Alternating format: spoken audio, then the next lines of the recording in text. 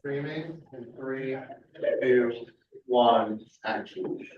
Hi, everyone. Welcome back to the Hendrick Hudson Board of Education meeting on February 26th. We're going to stand for the pledge.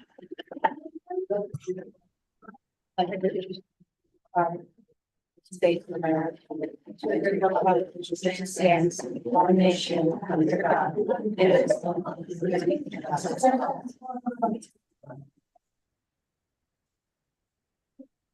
As everyone can see, we are at the Buchanan Verplank Elementary School tonight, and we're going to start with our recognition. Mr. Trombley is joined us virtually, and he's going to give an introduction.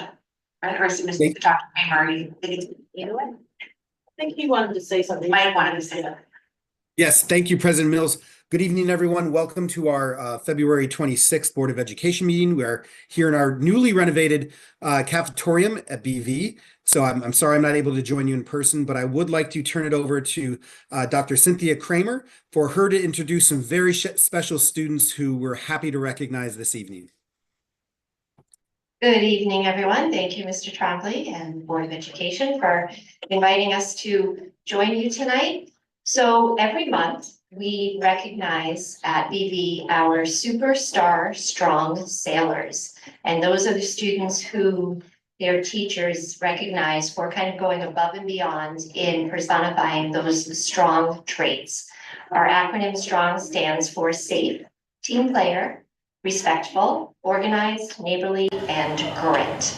So each month, every teacher is welcomed to nominate one student, every classroom teacher, every special area teacher, every support teacher, and we typically have 15 to 20 students a month who are nominated. So this month, we also recognize them. We announce their names in our morning announcements. Their certificates are on the bulletin board outside the gym for the month. And they are recognized at our monthly PBIS assemblies that we have for the whole school as well. Since February was a short month, we did not have an assembly for the school, so we thought we would recognize them at tonight's board meeting since you were here for that occasion. So we invited our students to join us tonight. I think most of them are here. There are a few who couldn't make it, but I want to introduce President Mills. I believe she has certificates to present to the kids. And Silverman's going to join. Oh, and Vice President Mrs. Silverman. So kids, when I call your name, come on up, okay?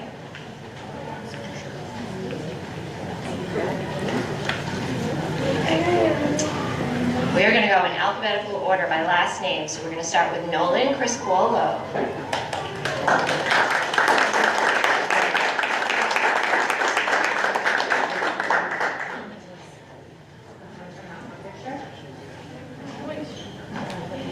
Do you want to have them stand up here? Yeah, why don't we have them stand up here and then we'll take a picture with everybody at the end. Okay. All right. Stand up here, Nolan. Stand up. Only you can stand by me, okay? Lucas Diaz. I'm not sure if Lucas is here. Lucas couldn't make it tonight. We have Johan Jimenez.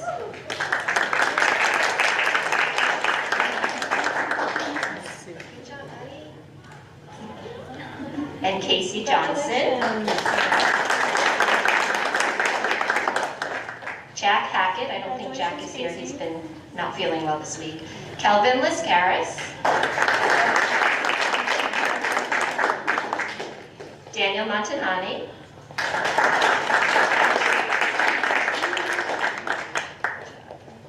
Luis Munoz Tenalima.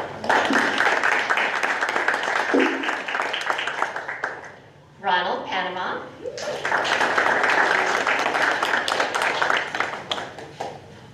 Nico Quishby.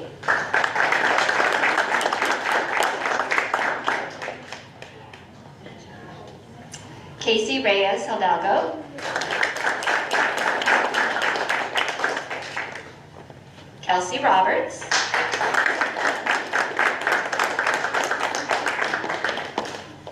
Scarlett Sheminsky.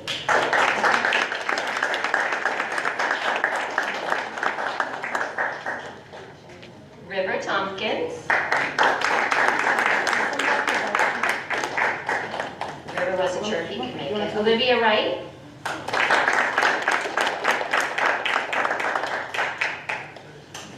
Joseph Zinin.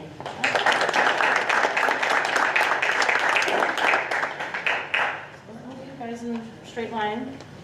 Also, look, you're on TV over here, everybody. So great big congratulations to these are our January nominees for Sailor Strong. Good job, guys.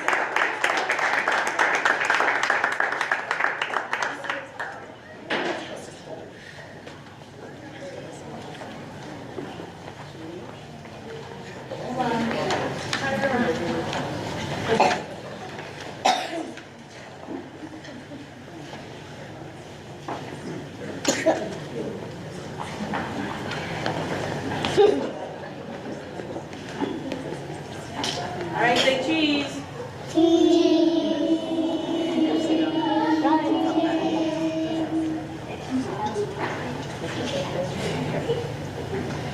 Congratulations, everybody.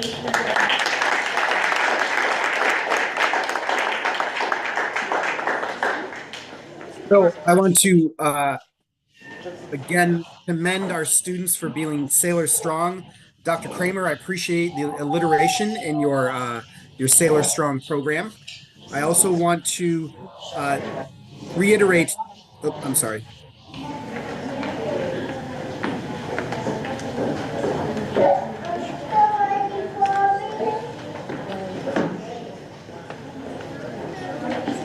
Greg, are you able to hear me?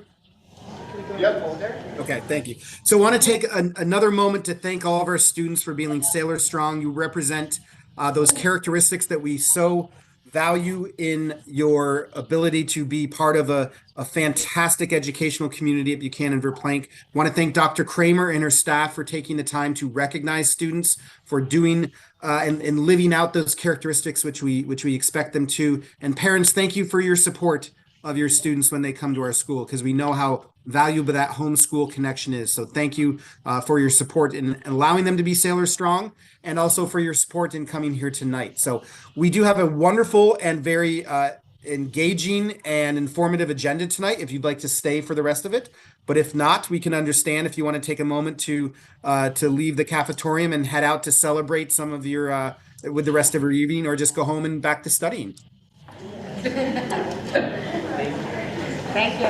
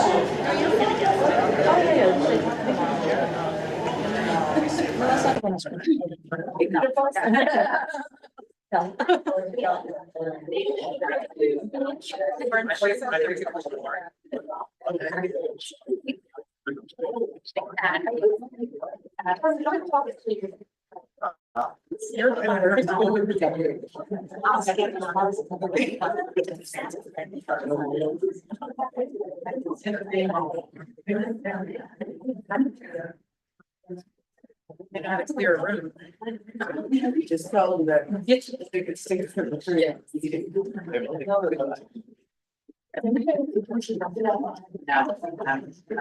downloaded it. All right.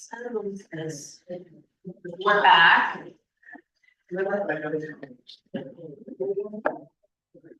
We're going to start with the approval of our agenda. Do I have a motion to approve the agenda as stated? Motion to approve agenda. All in favor? Now's the time where we have public comments on non-agenda items. Has anyone signed up? Carmen? No. Thank you. Now I'm going to ask the board if anyone has anything they'd like to remove from the consent agenda tonight. No? Okay. So that leads us to approving the consent agenda as stated. Do I have a motion to approve the consent agenda as stated? Motion to approve the consent agenda as stated. All in favor? All right, then that brings us to hearing of the public on agenda items. No one signed up tonight? And now we move into our presentation and discussion, budget presentation for safety, security, and human resources. Yes, so if you've heard me speak about a school budget, you've often heard me say the phrase that a school budget is not simply a balance sheet, it is a statement of our beliefs and values. So tonight, we also recognize the fact that a system needs to constantly change and adapt to best serve our students and the educational community. Tonight, you will hear from two departments that are brand new separate budgets because they are, for the most part, newly defined within our district, even though some of the functions have been in different areas before, but they are newly defined as independent and have increased oversight and also activities within the district, and therefore require a budget to support that function. So tonight, I would like to introduce first Dr. Stephen Garcia, our Assistant Superintendent for Human Resources and Leadership Development, to present his program and departmental budget for human resources functions throughout the district. And just a word on both of these presentations. Oftentimes, you will see a large budget to budget increase between last year's budget codes and this year's budget codes. And that is predominantly because we have reallocated the funds from one section of the budget where it might have been housed into a new budget code to better align to the specific function that is now being housed, in this particular case, in Dr. Garcia's budget, and then later on in Amanda Dolce-Moscolano's budget for safety and security. So I'll turn it over to Dr. Garcia for his presentation. Good evening, everyone. Thank you for having time for me to speak on my portion of the budget. I know that, if we move to the next slide, we always begin with the mission statement, which is really about children. Of course, our focus is always about the children, but as we look to the district's mission, how we support it, my role is to find ways that we hold the same expectations for our employees. So I just want to paraphrase this a little bit. And part of our mission statement now really is to ensure that each education professional is engaged and passionate learners who achieves their maximum potential and contributes to our learning community. So like I said, I just like to turn that around a little bit and actually speak to how we fit this mission statement with our adults who work in the district. So goals from this current year, this summer, as a leadership team, we crafted our individual goals towards how we will support the district mission. Now, this is my 8th month. I will begin my 9th month on, I guess, March 1st, which I think is Saturday. So my goals continue to evolve based on the needs of the system, yet my focus remains constant, and here are the goals that I established this year. Review and revise the recruitment and hiring practices for certificated staff, which includes teachers and teaching assistants and administrators. Meeting with all collective bargaining unit leaders to discuss labor matters, prepare for negotiations, and develop MOAs as needed. Review the recruitment and hiring processes for civil service staff. A major part of the work this year we've been doing is the recruitment and hiring of the next assistant superintendent for curriculum, instruction, and assessment. We also posted for our director of health, PE, and athletics. Mr. Baker's retiring, leaving us at the end of this calendar year. Also posting for the assistant superintendent for business vacancy, and also in anticipation of the following year, the assistant superintendent for PPS. We also are reviewing ways to evaluate all district staff, how that's done, what that looks like. Also develop new ideas prior to negotiating with our collective bargaining unit members. Part of the work this year was reviewing the administrative job descriptions, working with our leadership team and professional learning and furthering their growth. And also just for me to get acclimated to have like a listening and learning tour with staff members and community members, which has been wonderful. Some highlights of work that's been done this year, some achievements, particularly with developing a positive and productive relationship with our collective bargaining units. We've had MOA with the HHCA in the form of these athletic coordinator positions, seasonal positions. We developed an agreed process for posting new teaching positions known as voluntary transfers. It's in the contract, but not specifically. We have to identify the process. MOA regarding clubs and activities. As we know, the teachers' retirement incentive was a major, I think, development this year. Over the next 2 years, we'll be saying goodbye to 15 or 16 of our teachers. And also a sixth assignment, which is forthcoming, what that is, a voluntary sixth assignment. We have an involuntary one in the contract, but this is, I think, when we look at scheduling and providing courses to our high school children, it's going to really give us more opportunities for that. You know that I've been meeting with district stakeholders and developing the profile for the next assistant superintendent. I believe that was a good experience for me to learn about the needs of the district instructionally. We'll be doing that again very soon with our director of athletics position as well, and opening up feedback to the parents and learning about what their needs are for the athletic program. I've had, I think at this point, over 100 one-to-one meetings with various members of this wonderful learning community since July. That's really been a great benefit to me. And I think most important in the work that we do is shaping how we recruit, hire, retain, evaluate, and support the next generation of teachers here. Initial plans for next year, and this is the work that supports, I think, the budget as well. Expand our reach for recruiting the most highly qualified teaching candidates and leadership candidates. I want to review the clerical positions district-wide, the allocation, the work environment, and the needs of the system. I want to develop a leadership culture of learning here in the district. With all our administrators, we are all learners. It just doesn't stop with students. It doesn't just stop with teachers. It continues with our leadership team. I like to continue to establish norms of professionalism. I think there are a lot of expectations we have to set as adults and model good behavior for our children and also for the community. We'll continue working on that. Mentoring our newest superintendent for curriculum instruction and personnel, which obviously Mr. Trombley will be involved with as well. But as we both held that role in previous districts, I think it's going to be very helpful to help that individual get acclimated to the school system. Major part of next year's work is, of course, recruiting and supporting our new director of PE Health and Athletics. We're going to continue to foster leadership succession in the PPS office as well. Continue to review and improve recruitment, hiring, and evaluation processes. Continue to develop positive relationships with our collective bargaining units.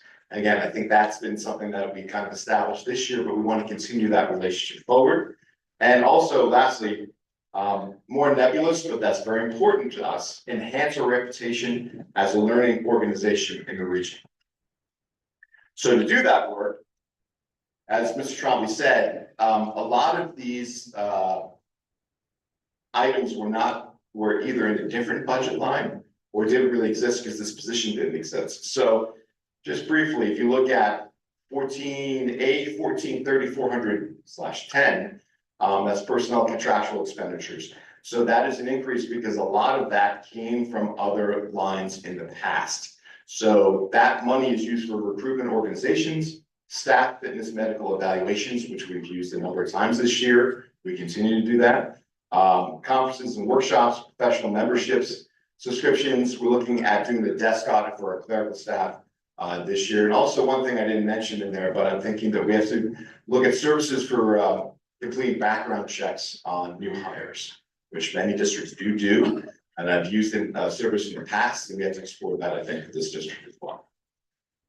1430-410, the mileage, it's reimbursement for mileage and meals and trips that we may go on professionally, but also in terms of recruitment for staff members in the future. 1430-450-10, personnel, materials, supplies. That is materials, supplies for my office, the HR office, which didn't really exist before. Although, you know, Fran Dodaro has been there and she's wonderful. I just want to say thank you to Fran for all the hard work, and also thank Maura Bistro for all the hard work and helping me get acclimated to this district, but supporting their work in our in our office. That is that line. And then lastly, there is a big bulk of this, which used to be in other pieces of the budget before, and it was BOCES funding services for the personnel world. So Southern Westchester BOCES Regional Certification Service. We currently don't use them. I was surprised we don't use them. They help us with teachers who are looking for expand their certifications or new recruits who are looking for certifications. And sometimes we have questions. I've accessed that group in the past. I wasn't able to do that because we don't have a contract with them, and that's BOCES service I'd like to look into. Northern Westchester BOCES also provides a COSER for posting positions like our superintendent of curriculum, our director of PE health and athletics, putting print advertisements in publications like Education Week, which is the one publication that stretches across our nation that focuses on teaching and learning. Also, a major piece of this BOCES line comes from compliance, mandatory compliance videos, like mandated reporting videos, in terms of right to know videos and child abuse, and also so many different others which are mandated by New York State. We go through this company called Global Compliance Network, where we provide those tutorials for our teachers and our staff members in the district to actually watch, and that's an annual experience for them. Also, a major piece of technology in application is called Frontline, and Frontline is, again, a BOCES service that we use COSER for. Provides opportunities, obviously, for us to keep track of absences for staff members, for outsiders to apply to our district, ways that we evaluate teachers and staff members is through APPR, through that module, and also tracking our professional growth for our teachers and administrators. So that huge line does come through BOCES services, and I know in other districts it may come through a different aspect of a budget like technology, but we are moving a lot of that. It has been moved. It was used to be in the curriculum line, right, with Margaret's line, but now it's moved into my line. So again, most of these funds do come from codes that previously existed in other lines in the budget, but now they're under this new role with HR leadership. Any questions? Yeah, thank you so much. It's a privilege working here. I have to say, some people, how's Steve? How's it going in this district? I do like it, right? Wonderful people here. And I keep on using the word opportunity. And there's great opportunity here. So I look forward to our continued relationship. Thank you. Thank you, Dr. Garcia. And I will piggyback on that. So Dr. Garcia and I share the same belief, is that the impact that we can have as administrators, as every educator, our first and most important job is to provide for the safety and security of our children and of our staff. And then the next thing is to make sure as administrators and educational leaders that we provide them with the best educational experience that they can have. And that is one of the most important components of that is recruiting, hiring, and supporting the best and most talented educational staff that we can. So that is an impact that lasts for generations. So I thank Dr. Garcia for joining us this year. I thank him for the work that he's already done and the work that he will do as a valued member of our district. Greg, I'm gonna actually present for Amanda this evening.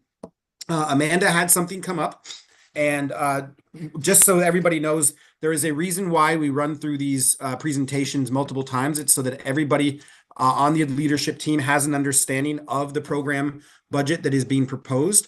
And a little known fact about me: when I was in the military, one job that I did as an adjunct or as an extracurricular job outside of my normal job is I did provide personal security for the Chief of Air Force Space Command. So when he would visit the base that I was stationed on, I was his personal security. Luckily, nothing ever happened to him. So I will try to fit right back into to presenting Amanda's proposed budget. Amanda Dolce Moscalo is our coordinator for safety and security, and I am pleased to share her developed and proposed budget for the 2025-2026 school year. So Greg, we can go to the next slide. So Amanda, in a similar way to Dr. Garcia, Amanda has crafted a specific program and departmental mission that piggybacks off of our district's mission, and you can see the connection there as well. So you can see the various aspects that safety and security touches within our school district. It's not only physical security, but also cybersecurity, social emotional learning as well, because we also know that a component of safety and security often relates to mental health, and if we're addressing mental health issues of individuals as well. So we can go to the next slide too, Greg. So in a similar vein to our human resources function, you will see a number of Amanda's of our safety and security codes.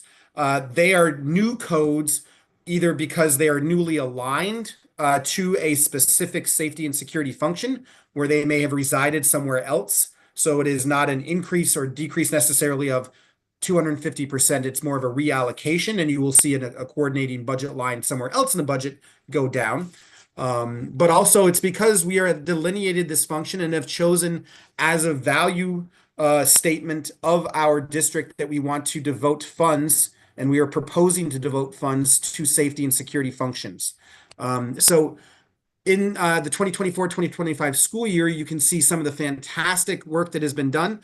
When I first came to the district on my third day in district in October, we had an incident where we lost power due to a Con Ed electrical situation. I was not able to communicate via phone. I was not able to communicate via radio. So I literally had to send a runner to relay information from the building back to me and from me back to the building. So we have already this year added radios to assist in ensuring that we have effective communication in times of emerging situations. Amanda has done a fantastic job along with her partners at at the company that she works for. She's assigned to us by the Alteris Security Company. So not only do we receive Amanda's services as a result of that contract, but we also receive the full suite of services offered by Alteris because we do work with them and partner with them. So we're very happy with that partnership. CRG mapping. CRG is an acronym for a company that provides mapping of all of our buildings that in the event of emergency, we can share with first responders. So they have accurate images of our buildings so that they can plan an effective response to whatever emerging situation is there.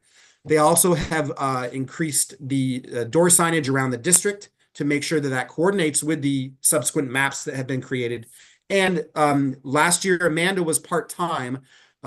We recommended as part of last year's budget to have her full-time or a security coordinator full-time, and Amanda luckily was assigned to us because of the value that she brings as a personnel level and her expertise. But we do have her every day, so we have increased her presence within the district. We've increased her ability to provide training, provide support. She attends all of our administrative team meetings. And so she hears not only from the safety and security side, but she also hears how her safety and security decisions may impact all the way down to the classroom level, because she's hearing our principals report out what we're having. She's hearing our district instructional goals. So she is fully integrated within our administrative team. Greg, if we can go to the next slide, please. Amanda has proposed the following projects for next year. Increasing the district-wide radios to make sure that we have dedicated channels, that we have enough radios that are building emergency response teams, or if you hear the acronym BERT, that all members of that team and other personnel related to safety and security have radios that we can all communicate on at the same time. Increasing our ability to have camera coverage throughout the district. We'd also like to purchase a mobile kiosk for visitor access control. As you know, there has been an adopted policy that I recommended and that the board has adopted, and that we are also revising with Amanda's insight and with feedback from how that policy actually plays out in terms of, a regulation actually plays out. We do want to make sure that anybody coming into our buildings, specifically when there are students present or high levels of staff members are present, that all of our visitors to the buildings are scanned through a kiosk system that checks against criminal databases, other databases that may identify individuals who might not, who should not be allowed into our buildings. We currently only have one of those systems in place at each building in one place, and it's normally the single entry point that is present. We are proposing for next year to purchase a mobile kiosk so that we can deploy that where we have events that have high volumes of visitors that would require us to scan them individually in. We're also looking to number all of our exterior windows. Now, the reason behind that is if there is an emergency response that requires first responders to not have access to the building, we want to know from the exterior what portions or what classrooms are being affected by that emergency situation, and then work backwards from there on how to plan possible ways to address that situation. And Amanda is proposing continued education and training for all of our staff members on safety protocols, on emergency response protocols, and on just general protocols to provide for the safety and security for our students. And Greg, we can go to the next slide. We can also move past this town. I'm sorry, move past, I saw Goose Town there, I apologize. We can move past this slide to the next slide, Greg. So this is Amanda's line items of interest, of note. So you'll see that the first budget code, her 400 code, which is a contractual code, you see a large increase there because we are looking to add new radios, that additional kiosk for the visitor management. So Goosetown is the company that we would buy the radios from. I don't know why they're named Goosetown, but they're just named that way. Day Automation is the vendor we utilize to have extra cameras. And then also you see a major component of our safety and security budget would be that consulting contract we have with Alteris that we do purchase through BOCES. So there is a little bit of state aid reimbursement on that. So that is Amanda's proposed security budget line by line, and we can go to the next slide. And just a message from Amanda for the support that she's received in her first full year here. In her first full-time year with the district. And then Greg, we can go to the next slide showing some of our valued partnerships with local law enforcement and our security monitors and and you can see Amanda there on the center in the right-hand side of the screen with two of our SROs. So Greg, you can go to the next slide. At this time, I'd ask that Jill Figuerella come to speak on just a reminder of our proposed capital reserve and discussion on some of the budget projections. And then I'll have Jill turn it back over to me when we talk about possibly revisiting our budget parameters and our budget discussion. Good evening. Hi, so yeah, on our ballot this year, we're gonna have a few propositions, and one of them obviously being the budget itself, but another being our capital reserve. The capital reserve is something that a school district should establish in order to mitigate future expenditures extenuating beyond, budgetary parameters that we've established, so that we can put money towards a future capital project and help reduce the costs of that project. The ballot will read and will cover what I would consider a wide range of specific items, non-specific items, I'm sorry, so that it could be applied to a capital project that is broad amongst the entire school district. And like I said, it helps reduce the cost of future debt that we incur if we gradually put aside monies throughout from year to year to help decrease the cost of that debt service down the road. These types of expenditures for capital projects can greatly, increase with the interest rates at the time. We want to try to keep that down. If we plan for the future, it's just like planning for a future at home.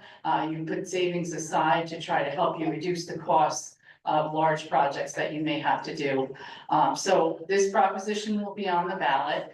We don't ask the public for any money to fund the reserve. It is more or less a place to put remaining funds from a budget that may be there's remaining funds at the end of the school year. We could also budget money during a budget, proposal to put money towards it and know that it's going there, but it could just literally be from remaining funds in any budget year.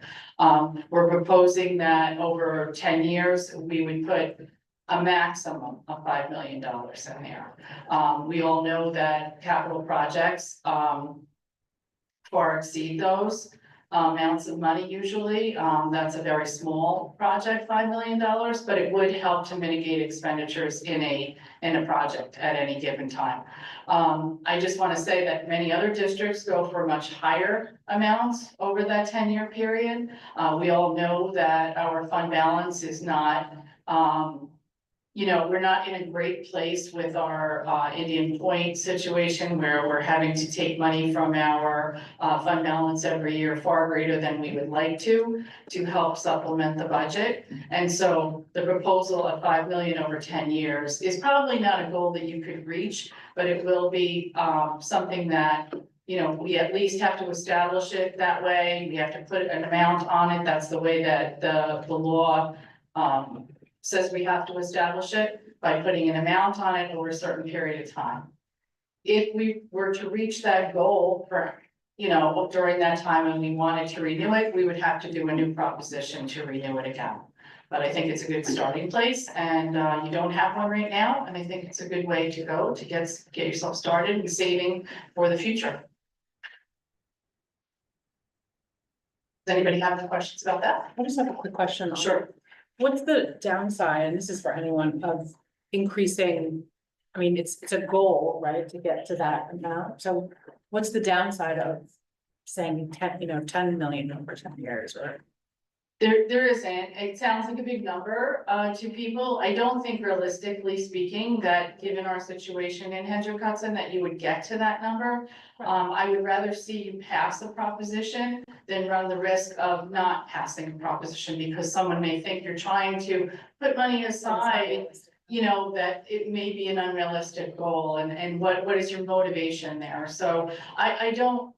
Personally, we can make it 20 million, there is no downside to that because you never have to get to that goal. I just think that presenting it to a public in your situation, especially in Hendrick-Hudson where, you're losing revenue from not getting the complete Isn't amount. that the reason why we would want to start it now? No, I think what she's saying is if you overshoot it, you Right, run the risk of the community not approving it, then you don't have it.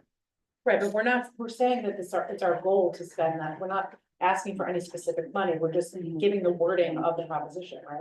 Yeah, but sometimes when you put them on the ballot, It's just the some optics people of just it. may look at the number and say, Not- no way. And not. Because are they reading the fine print and you don't have a ton of Okay. room. I mean, I to, think like, if you had established a proposition like this in the past, that may be.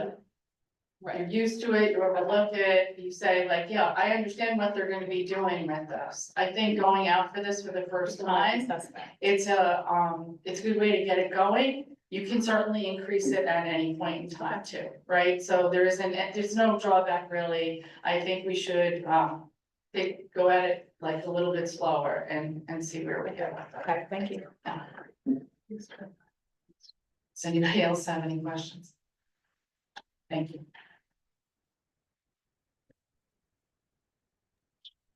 Bill, before you sit down, Greg, could we go to the next couple slides? While Jill's coming back up, I'll just remind us of our budget development calendar. Probably the next major event we do have coming up, we do have our line-by-line budget presentation, which will occur on upcoming Saturday. We have added a draft agenda to this presentation where you can see during the times when we will be discussing various budget codes. The difference between what you're seeing here in these monthly or bi-monthly and evening budget presentations is that we're telling the story during these presentations of how we're building the budget. We're telling what we did with funds that the community provided us with last year. We're providing with what we hope to, if the community supports our proposals, to provide to the community through their educational systems the next year. The line by line will be the specific looking at each budget code for a period of time and answering any questions the board may have. because we're going to provide you with a historical look back of each code. We'll provide you with the meaning of each code. We'll provide you with what was spent what was proposed last year, what is being spent so far this year to the best of our knowledge at the time we discuss it, and then what we're proposing next year. And that in and of itself can generate conversations about the what and why behind each budget code. We'll also have our principals and other administrators on hand to answer any specific questions. And we will also have our principals, particularly our middle school, Mr. Giovanazzi, and our high school, Ms. Scollins, discuss their proposed extracurricular programs, because that is a specific line item in the budget for next year as well. And if we go to the next slide, Greg, here's a reminder about the budget vote. We can go to the next slide. A reminder about our contingent budget rules should we go to a contingent budget. And we can go to the next slide. And this is our preliminary projections on our tax cap. So I'll turn it back over to Jill. And once Jill talks about our tax cap, we'll also look at our financial projections. Excuse me, I apologize. Okay, all right, so yeah, so we've solidified the numbers further since our last conversation about tax cap, and we've gotten some final figures on that, so I guess that's what we're looking at now. And so it's very difficult for me to see the numbers from here completely. Is it in this? Do you know? No, it's in this. Okay. So what has changed since we last looked at this was a solid number for our state aid, our building aid, let's say, that comes from our state aid. So state aid is made up of a whole lot of different numbers, but the building aid affects our tax cap. So that number has now been established, and I was able to use it in the formula so that we could come to a final allowable tax cap figure. I was also able to find out the pilot amounts that we were going to be receiving and confirm those numbers. So that all affects the tax cap bottom line as well. So right now, and what we're going to be filing with the state on March 1st, which is this Saturday, would be what we would consider our final tax cap at this time. It can be adjusted anytime right up until the budget is adopted. And right now, we're looking at a 4.58% tax cap over the previous year. So, you know, that's where we are with our tax cap, and that's what we are putting into our budget to decide, you know, whether or not we're going to be utilizing that tax cap or going above or below the tax cap. I know right now our goal is to stay under it and to try and, you know, meet our expenditures with that allowable tax cap.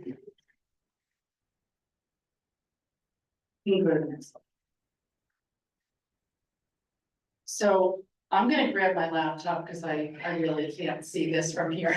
Excuse me.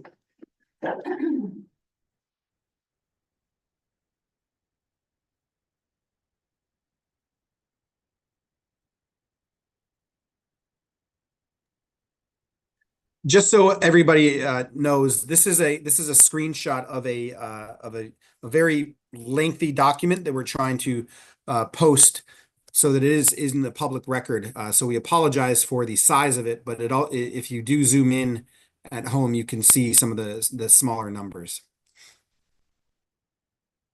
Right, so it's a lot of information, and it's hard to make it any larger than this. And actually, you know, there are projections for further years on there, but right now we're going to stick to what our projections are for the current year. Again, our state aid has become more final. It's not completely final. It can be changed right up until right before the budget. So we have to take that into consideration. I'm only using or utilizing the numbers that we were given, not knowing what those changes could be or if there are going to be any.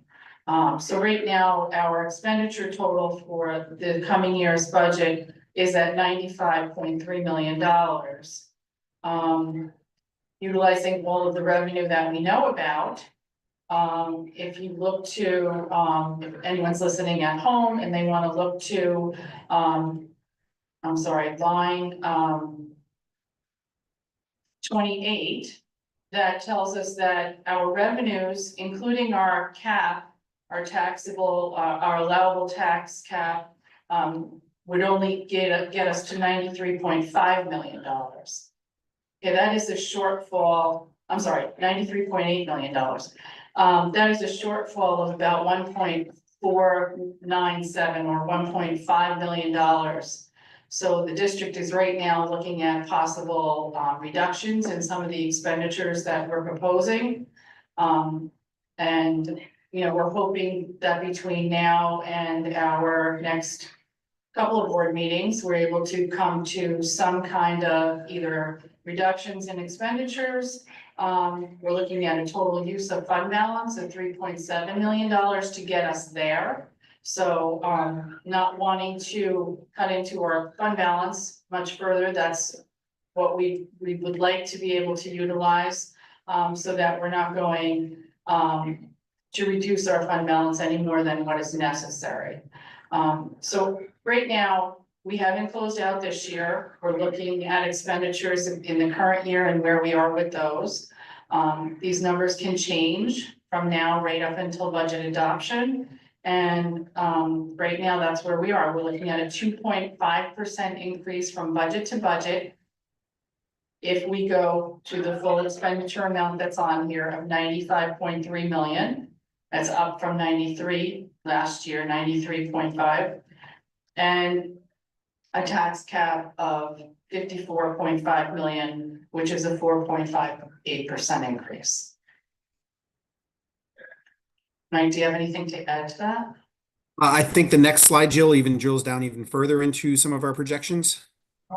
Yep, so we have fund balance portion of our projection. So right now, we have a $29 million fund balance at the end of the fiscal year 23-24. We just got our final audit results a couple of weeks ago. I'm projecting that at the end of 24-25, with some savings and, you know, just looking at where we are with spending for this year so far, we might have a $30 million fund balance, a slight increase, almost $800,000. If we are, you know, in receipt of any additional aid or any reduction in expenditures that we're expecting, that number could be slightly higher. I'm not really sure at this point. We have not stopped spending for this current school year, so that's where we are right now, looking at a possible $30 million fund balance at the end of this year. With my projections for next year, if we use the $3.7 million, we could be looking at a reduction in our fund balance of 28 to 28 million, a reduction of almost $2 million overall. And just as a reminder, that use of the fund balance is to lessen the impact on the taxpayers' portion of the increase in the tax levy. Right, over the long run. That's Over the correct. long run. Okay, Greg, we can go to the next slide. Oh, there's a blank one. We can go to the next one.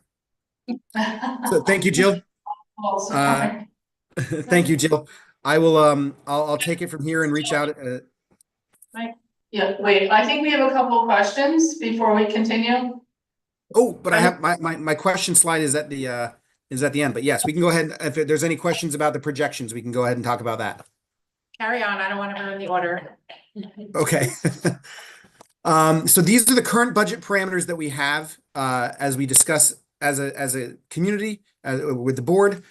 So I do want to, Greg, if we go to the next slide, talk about two of them, because we did receive input from the Board of Education to explore. And again, this is the fine tuning, the fine and gross tuning of every parameter and every variable that it goes into a budget at this time. We are in the budget development phase where we are being transparent in how we are building this budget before we recommend to the Board of Education for an adoption. And the reason why we're being so granular about all these items is because we want the Board of Education to feel comfortable in adopting a budget that they present then to the community, because then we will go to the community and ask the community to provide us feedback on if they are comfortable with what we are proposing to support the children. So we received information from the Board of Education to explore reducing the use of fund balance from approximately 5.2 million that we had been using as part of our projections and part of our budget development at our last board meeting, to utilize approximately 3.75 million of fund balance. That requires us to adjust our proposed expenditures by approximately $1.5 million. So as part of that, it's my recommendation to the Board of Education to help us meet that we do not keep the parameter of expanding budget allocations for technology, communication, infrastructure, and a comprehensive public relations strategy. As part of that, we had in our proposed budget to have a dedicated district staff member public relations specialist. Currently, we utilize a BOCES service where we receive state aid, but we also have some expenditures on that we receive that state aid on to have BOCES provide us with a couple of functions related to public relations, such as update of our social media pages, coverage at some special events, and a coordination with me on communications to the public. So I am recommending that we remove that specific allocation and associated parameter from the budget. Additionally, we were asked to consider incorporating funding for extracurricular clubs at the elementary level that the district provided. I am going to recommend that we remove that from this year's budget consideration, not only to meet that $1.5 million gap because of the expenditures that would be associated with it, but also because this would require extensive negotiations with particularly our teachers union, which we would, if we were to look to put this in place for a budget year, we would need to begin in the previous fall. So if we're looking to, as an example, if we wanted to engage in this for the 2025-2026 school year, we would have to have begun that discussion probably in the fall of 2024. So I would recommend that if the board would want us to explore this, we would have to engage in discussions with our teachers union at the latest by the fall of 2025. We also do have to consider additional reductions to make up that $1.5 million in expenditures that we would need to reduce with that adjustment in the amount of fund balance we're using, given the new tax cap numbers. Greg, if we could go to the next slide. So here's where I'd like to ask the board for their feedback and their input in their discussion. If you had any questions on our content from the presentations, if you feel that, number one, my recommendations for the budget, the change in the budget parameters is acceptable. Are any of the other current budget parameters, are they acceptable? Do you need additional information to make that decision? Would you like to make decisions on those budget parameters? We still have the capital reserve proposition. We have an estimated tax cap of approximately 4.58 with a as we best calculate that we have a 2.5% budget increase, and also within that tax cap, and also that's using the use of $3.7 million in fund balance. And at this time, we still cannot calculate the tax rate that would be applied to each individual family. So that is our presentation for this evening, and we'd like to turn it over to the board for any questions or discussion points that they would like to revisit. I know it's a lot, so I apologize. Oh, you're good. Thank you. I just wanted to know, and I just don't understand the timing of it. Because a lot of what you're saying, we don't know what we spent this year yet. Do you, at what point do you now have, a year to date, something like a comparison to? Sure, we have year-to-date amounts. What makes things difficult is that even though you think, the bills aren't paid exactly, from month to month to month to month to month. They do lag, and some lag more than others. Now would be the time after, you know, this is a very busy time of the year during budget season and lack of personnel in the business office here and there. We are getting ready to shut down spending, let's say, you know, everybody getting your final purchase orders. We'll put together what I think will be our final fund balance for the end of this school year, a projection.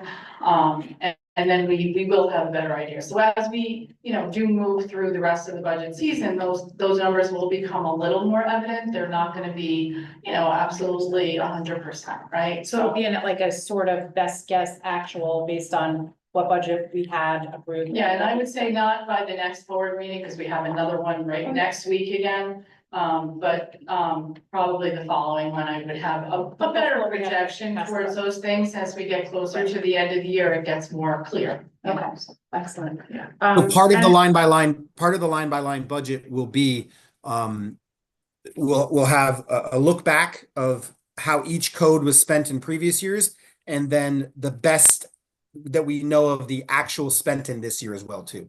Right, we've been giving year to date as people have been giving presentations, but we started those presentations back in January. When we do the line by line on March 15th, those numbers will be updated as well.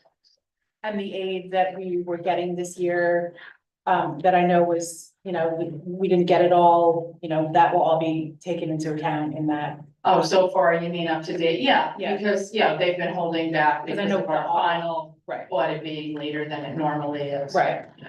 Right, so my other question is really for Mike, and we keep going back to this slide of the parameters that the board set, and I think I may have misunderstood when we had that conversation at the beginning. This is my first time going through the budget season on the board, and you know, I felt like this conversation was a very casual, like, you know, what are your hopes and dreams for the budget? Like, I didn't come prepared to give a list of things that were gonna be carried through and you know, officially like put into the deck. You know, I know at the time there were issues with after school program at elementary, which have been sort of, you know, solved in some way or another. So I for one did not think of these things as like, you know, strict rules to follow.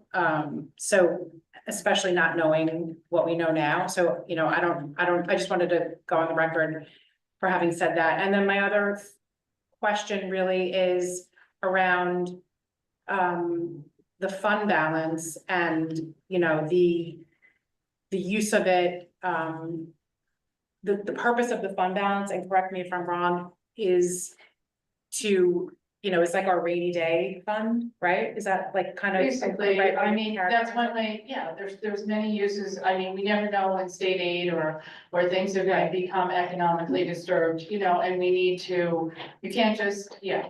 That it's only 4% usable fund balance. The restricted fund balance is a little bit greater than that, but yes, it's a rainy day fund if you wanna look at it that way. But it's also a fund that's gonna cover the cessation fund of the rules that come to. Right, so that was my This year next, is $8 million, $8.6 million. is the loss of 8.6 million? This year, we're getting We're only 8.6 getting, million. which is in 2030, right? In 2030, we get nothing. Right, so I guess the end of my long rambling thought was just that, isn't it a recommendation to try to use that rainy day fund and kind of spread it out over the next however many That's what it's That's what we're years? doing. That's what it's for. Right, so, I feel like, you know, we have to put a lot of thought into not overusing it, you know, early when we have to stretch it out until. 2030, that's when it was supposed to. Right, and well, It's there are supposed to go some, 2030. right, I mean, and well, there are some other contingencies always built into a budget. No, I know, but then It's only meant to bridge the gap for Indian Point's loss. right. And So- it's helping. If we look at like the 4-year, there's like 4 years after, the auditor was here in 2023 in that December. And he gave a full overview where he looked at like all of Enrique's projections that he had. And basically it would cover us from 2030 to 2034, which gave us a little bit of room to sort of like, but if you looked at that sheet, there's like 10% increases, there's 9%, it's where it skyrockets, Right. because at that point, you're not getting $8.6 million anymore in the cessation, and we have to pull from that money to make up so that we can ensure we're not going to a 20% tax cap. Right, so but my point is, by the time we reach 2030 and we don't have this rainy day fund anymore, we'll have to be in a place where we're much more, lean or Yes. because we're not, so, so that to me feels like we need to be, subtle between now and then. When you say with subtle, everything. what do you mean? Like, not drastic changes year to year, but using a little bit of the fund balance and, relying on whatever the tax cap is and whatever cuts that, Mr. Conley was suggesting. State aid or with the Right. pilots. We Right. just don't know. I mean, there's Right. like, we've been lucky in the sense for our district that we've gotten more state aid, Right, but with everything happening right now, we are flying blind. We have no idea. we don't know what next So, year is even. Yeah, right? we don't know what next year looks like. And a lot of those projections were like a 2% increase based on that. It's not even where we're at right now. I'd love to see what we had this year from that time Right, to right, now, because I'm curious to see what that dollar really even looks like. right, so if we have let's say we have 30 million in the fund balance at the end of this year. How much should we spend per year to make it last till? That's the Well, question. you also, part of the work that. yeah, and look at the projection, some of that's already laid out on what's Yeah. anticipated. Yeah. Are you on finance?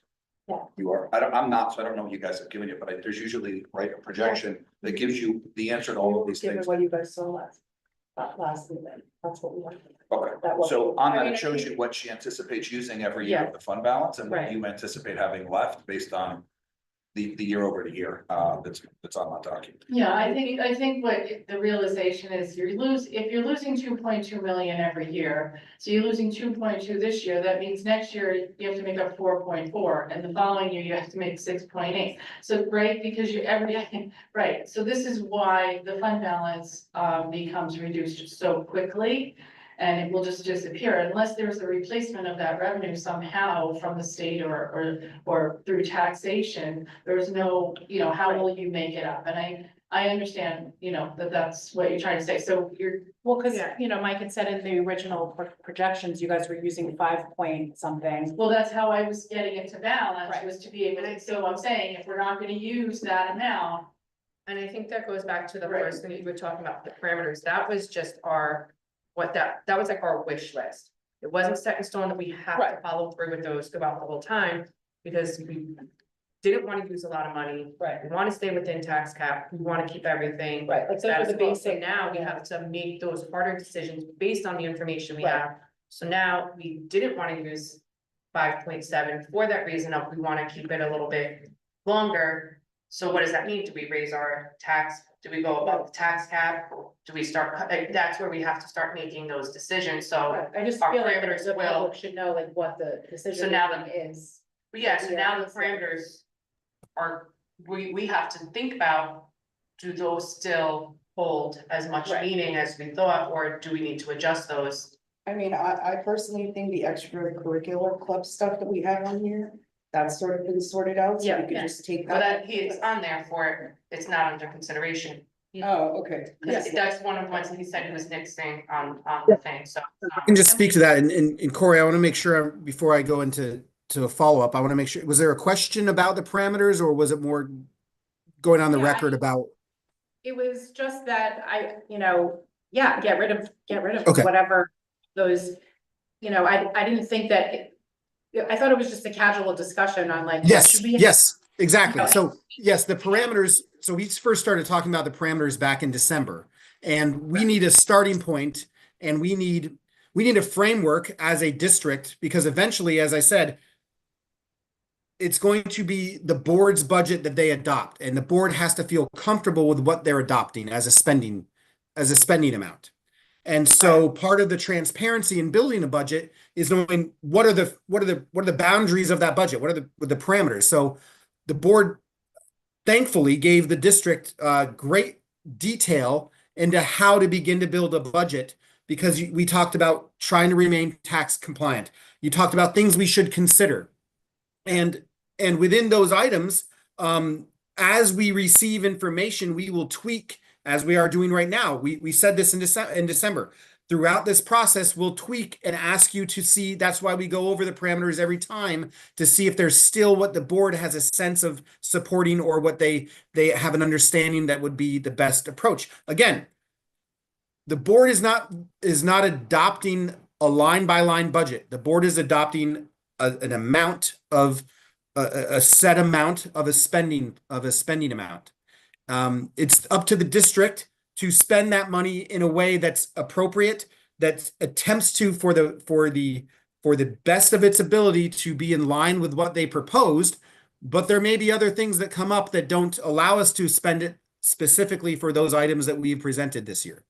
The transparency of a budget is in this line by line discussion, enhanced by a board who is committed to providing parameters, which I'm very thankful for, because it's not just otherwise we'd just be building something based upon what only we think about, rather than what the board and the district think about as well, because that shows a true collaboration.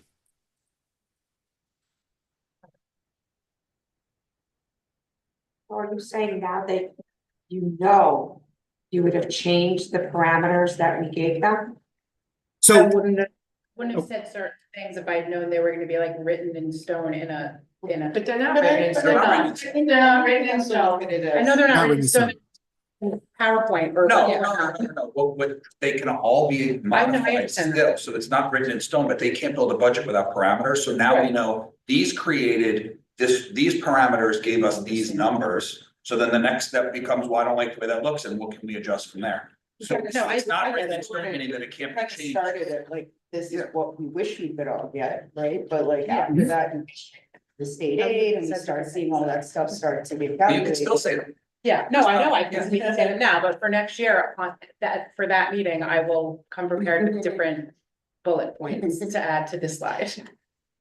I mean, don't forget, there are contingencies built in throughout the budget too, because, I have to account for the unknown. There are kids coming into the district we may not know about right now. There are expenditures, that are happening throughout the year that, change that whole landscape by the end of the school year. So, like I said, by March 15th, when we have maybe a closer look at what we've spent year to date, maybe that unchecked balance projection is better. Maybe it's worse. I hope it's not worse, but you know what I'm saying? I'm trying to be conservative in all my projections, because it would be it wouldn't be professional of me to give you a greater outlook of something that could be grimmer, right? So just keep that in mind.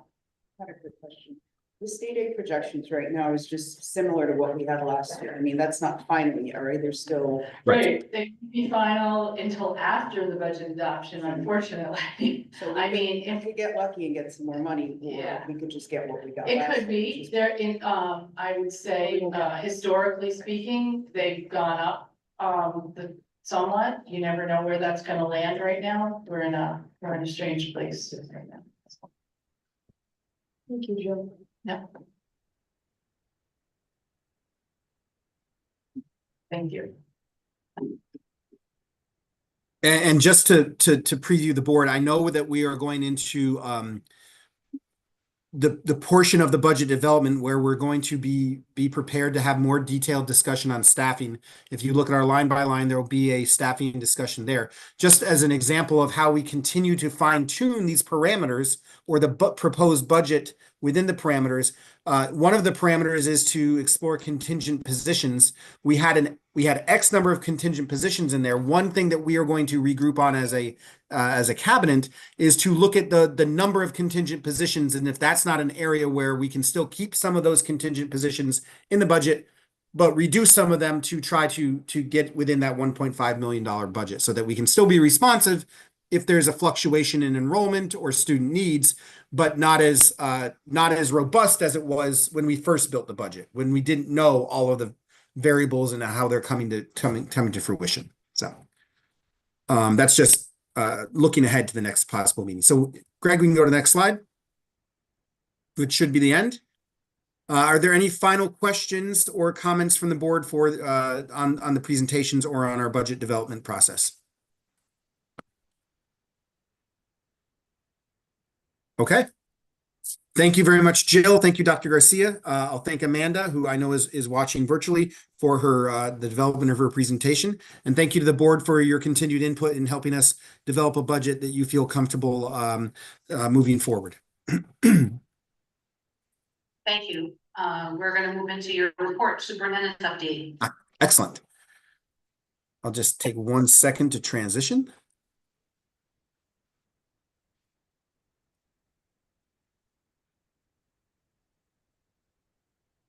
I apologize. I just closed out of the wrong document. So I did discuss earlier that we will have our line-by-line budget review, which will also be live streamed and recorded. It will take place on March 15th at the Hendrick Hudson High School Library.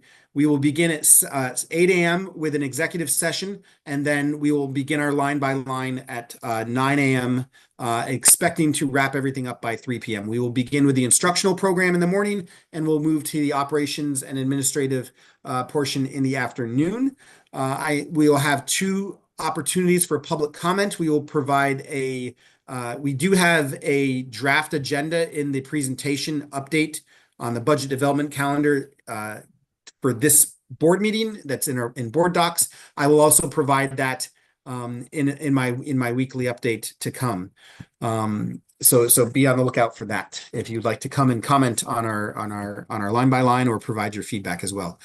Recently, our partners at the town of Cortland, as I mentioned before, shared with me that as a result of a joint letter signed by many stakeholder groups, including our Board of Education, our HHEA, our DAA, our HHESA, our PTAs, our CSEAs, and our PTA Advocacy Committee, and many other stakeholders, that was read at the December Decommissioning Oversight Board meeting.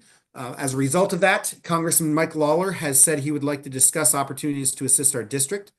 We are very fortunate that Dr. Becker's office from the town of Cortland has coordinated a meeting between Congressman Lawler's office and our group for this coming Monday.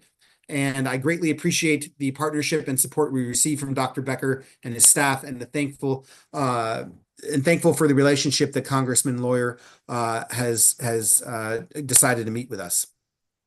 This past weekend, we learned that some of the work being done on our track to comply with or to achieve our energy proficiency update, where we look to provide more efficient lighting and more proficient heating and air conditioning or cooling.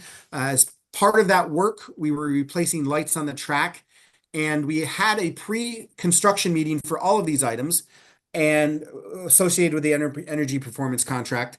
And as part of that, we always say, this is the type of material we have on the track. Please be sure that your vehicles that are performing the work are not going to damage our track. There's assurances made at that meeting. While the vehicles that were performing the original maintenance were compliant with our parameter that they do not damage the track, one of those vehicles experienced malfunction, and the support vehicle that was brought on to repair that piece of equipment did cause some damage to our track. Now, of course, with a damaged track, we do not want our students or our community on that track, and we do know that we are going into track season. We have a very successful track team and a tradition of that. So I do want to assure that everybody knows that our district was made aware over this weekend. As soon as the damage was made, Mr. Merlini and Mr. Becker are already in the works of ensuring that we have a plan to repair the items that were the parts of the track that were damaged. Mr. Becker did relay to me today that he had a meeting with both our track vendor and the vendor who was performing the maintenance that damaged the track. Or the repairs, the maintenance and the associated repairs to the equipment that damaged the track, and that we do feel a plan is in place where we should not, if everything works as scheduled, should not see an impact on our home track meets. But we will keep everybody updated because as we always know, when it comes to repair or construction, there could be delays. What we're looking for is a series of warm days when the track can be repaired. And if we get those warm days and everything goes as planned, we should not see an impact on the actual track meets. We may have to make some adjustments for the practices, but the actual track meets, if everything goes as planned, we do think we can have our track available to be repaired and functional for those track meets. With February coming to a close this week, I want to take a moment to acknowledge the end of African American History Month. And since 1976, every U.S. president has officially designated the month of February as African American History Month. This is an opportunity for schools and for, frankly, all of our citizens to recognize and celebrate profound contributions of African American individuals through our nation's history. And as you know, I'm a recovering social studies teacher, and I believe that by identifying African American history in our own study of American history, schools inspire our students to strive for equality for all citizens, and celebrating African American History Month encourages a deeper understanding of our collective past. And it also fosters a future where all cultures are respected and recognized for their impact on the American society. In 2026, Hendrick Hudson High School will celebrate its 100th anniversary, a milestone that deserves a truly memorable celebration. And to make this event a success, we are forming a Centennial Celebration Task Force, and we invite all members of our community to be a part of that planning process. Our first meeting will be held on Tuesday, March 25th, 2025, from 6 p.m. to 7 p.m. at the Hendrick Hudson High School. The specific room will be determined as the date approaches. We are looking for dedicated community members, including alumni, parents, staff, and students who are interested in helping to shape this once-in-a-lifetime event. Whether you have experience with event planning, historical research, fundraising, or simply a passion for celebrating our school's legacy, we welcome your involvement. If you would like to join this task force, please feel free to email me at michael.trombley@henheadschools.org or call the office at 914-257-5512, extension 5110 to sign up. In advance, I'd like to thank everybody for their support of this event, and I look forward to working with the task force to honor the past, celebrate the present, and inspire the future of Hendrick Hudson High School. And finally, again, another reminder, because I know that when we do make some changes to our calendar, parents want ample time to make those changes and frequent reminders to be sure that they have all the information they need. I did cancel school for students on December 16th, 2024, which was originally a half day for students, and it was scheduled to be a professional staff day for professional learning for staff. This decision was made due to the timing of the weather event. If we had implemented a 2-hour delay, students would have attended school for a very short period of time before being dismissed again. However, that day remained a work day for our staff. So to prevent any potential discrepancy between required student attendance days and staff contractual work days, I have made a retroactive adjustment to the calendar. Specifically, December 16th will now be designated as the final superintendent's conference day of the year, which was originally scheduled for March 17th. And we will now make March 17th an early release day for students while remaining a full contractual day for staff. At this time, there are no questions regarding follow-up from our last board meeting. I will now ask Ms. Vinitha Joy, our Executive Director of Technology and Innovation, to provide her report to the Board of Education.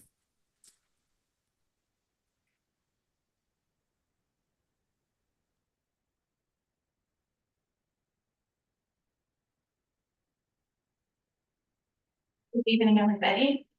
So I have 2 updates. We had talked about one of our health system offsetting and launching a new one. ServiceNow, our new health system, is launched over the holidays, and tickets are coming in. So it's working like it should be. We've been working with the business department on Envision moving to the Lyric. We started this work back in December 6th. We're right now, next week on Tuesday, we should be going live with the Envision to the Lyric. The other report that I have is Winter iReady parent reports and kindergarten through 5th grade elementary report cards are on the portal. The parents are watching.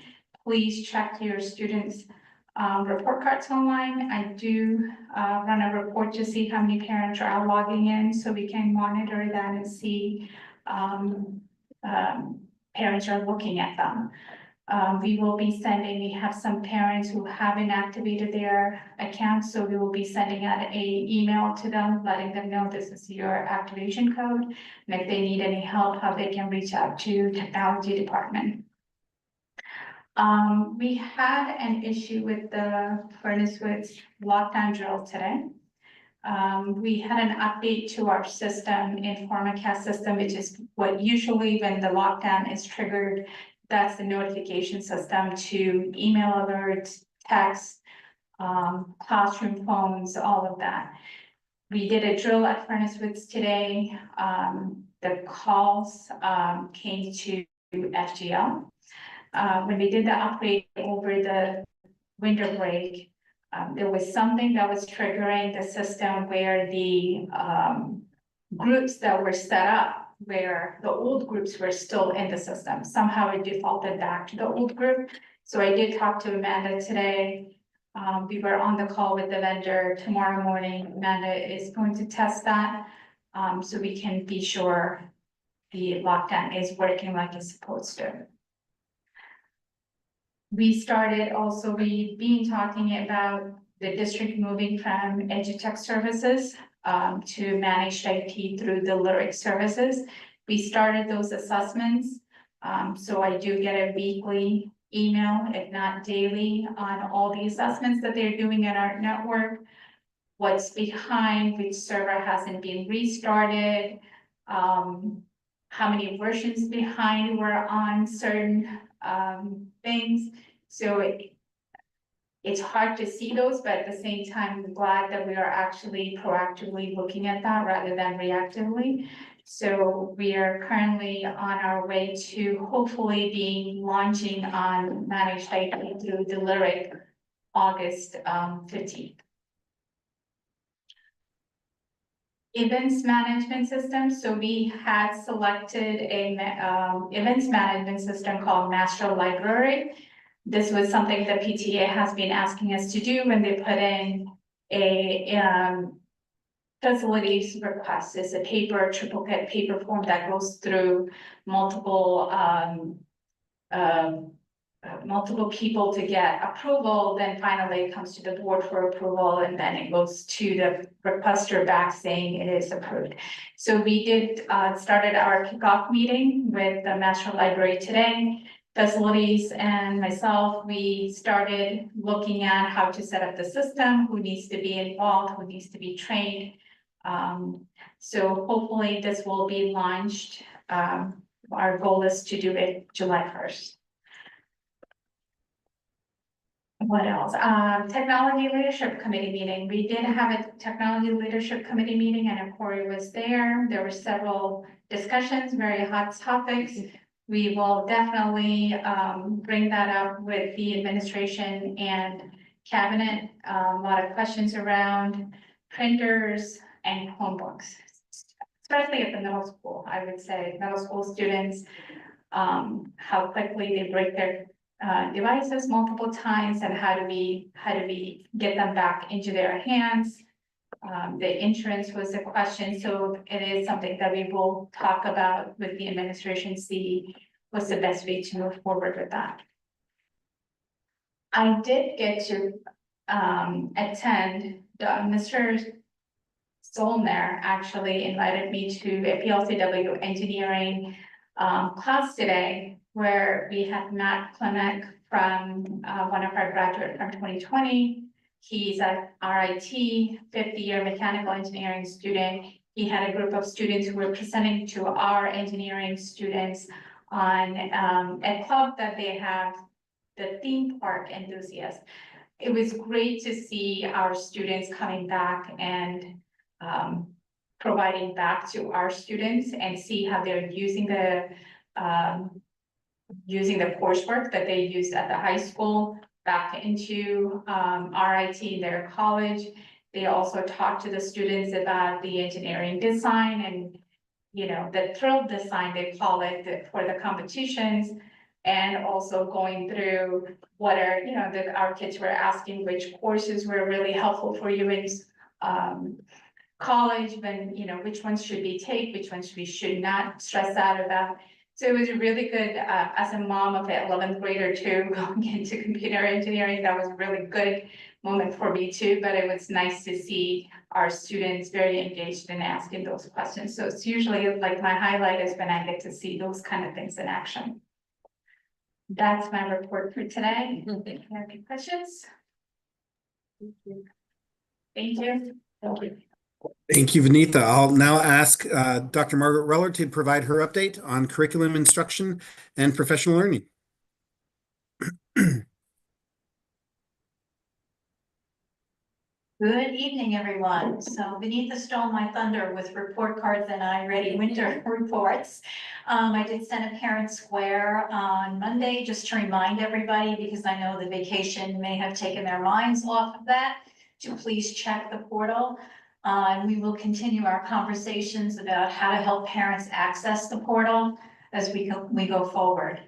I also want to have a little PSA. If you're out there listening and you have a kindergarten or a UPK student, please register your students for the fall programs. It helps us to see the registration coming in. It helps us to get ready. And it also helps you as a parent not to miss some of the activities that start to occur as we get to orientation and screening dates and then visitation. So please do sign up. AIS is getting underway with the new benchmarking information. So with the coaches, we have been visiting with all 3 schools this week and before the break to make sure that everyone is aligned about which children are exiting the program, which is always a good thing to celebrate, which children are coming into the program, and who will be providing the services. So you may be getting a letter to let you know that your child has met with success and no longer needs the support. You may be getting a letter to say that we are welcoming your child into the support so that they can be successful in the second half of the school year. Lastly, what is on our agenda tonight, I believe, is for the board to approve the 25-26 school calendar. So hopefully that will go smoothly, and tomorrow I will be able to share that. Thank you. Thank you, Dr. Reller. And thank you, Dr. Reller, for reminding me of already we have to start planning for next year. We do have on each of our budget development presentations, when we talk about our budget development calendar, we do have a reminder about the deadline to submit for non-public transportation requests. So just as a reminder, that deadline to submit those requests is April 1st. And those forms are available on our transportation website, or if you have access to the presentation, there is a hyperlink within the presentation that we had tonight and in previous evenings. So I'll now ask Mr. Chris Moreno to provide his update on pupil personnel services.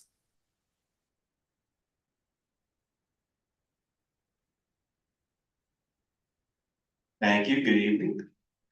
So today our Sailor students at the high school had the opportunity to take part in the Unified Leadership Summit. This is a get together that schools that participate in unified sports come together, and our students actually had an opportunity to present at that summit and discuss how they have created and fostered unified opportunities here at Hendrick Hudson. So it was very exciting for many of our students and our staff. With that being said, our unified bowling season starts March 7th, so I'm very excited about that as well. Now, starting next week, parents should keep an eye out in their students' backpacks and as well as emails. Our indicator 8 letters are going to start going out to parents. This is a really important opportunity for parents to share feedback on how the special education programs and services and supports in their district are providing for their students, and we'll gain valuable feedback from that. In addition, we have 2 special education teachers who are currently performing their administrative internships with the district. They'll be presenting at the March 7th meeting in regards to graduation and diploma and credential options. And so that's a very valuable presentation for students and parents. So I hope to see a lot of people there for that. And finally, March is going to be our annual review season for grades 3, 4, 8, and 10, as well as select specialized programs at elementary level. Have a good night. Thank you, Mr. Moreno. At this time, I'm sorry, that concludes the superintendent and cabinet update, and I'll turn it back over to President Mills.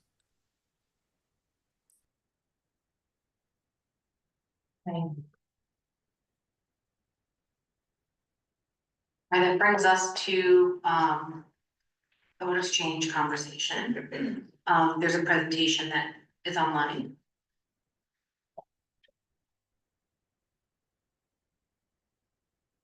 So this is basically a summary of, thought exchange. We had the prompt, what are the most effective ways the Hendrick Hudson Central School District Board of Education can communicate with you?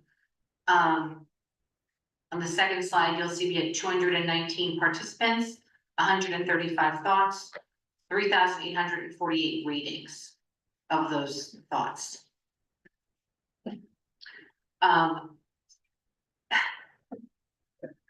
There's the 207 responses. The breakdown was 36 were staff members, 2 were students, 153 were community and family members with students in the district, and 30 of them were community and family members with no students in the district. And this breaks down, the next slide breaks down the satisfaction or the dissatisfaction of our communication. So overall,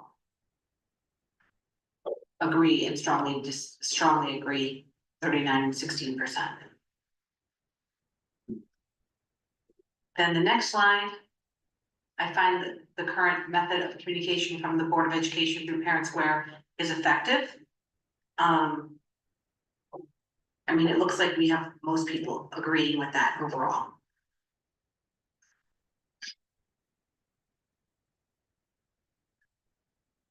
Next slide talks about what Thought Exchange does is it takes out keywords and then it gives you the most common keywords that came up.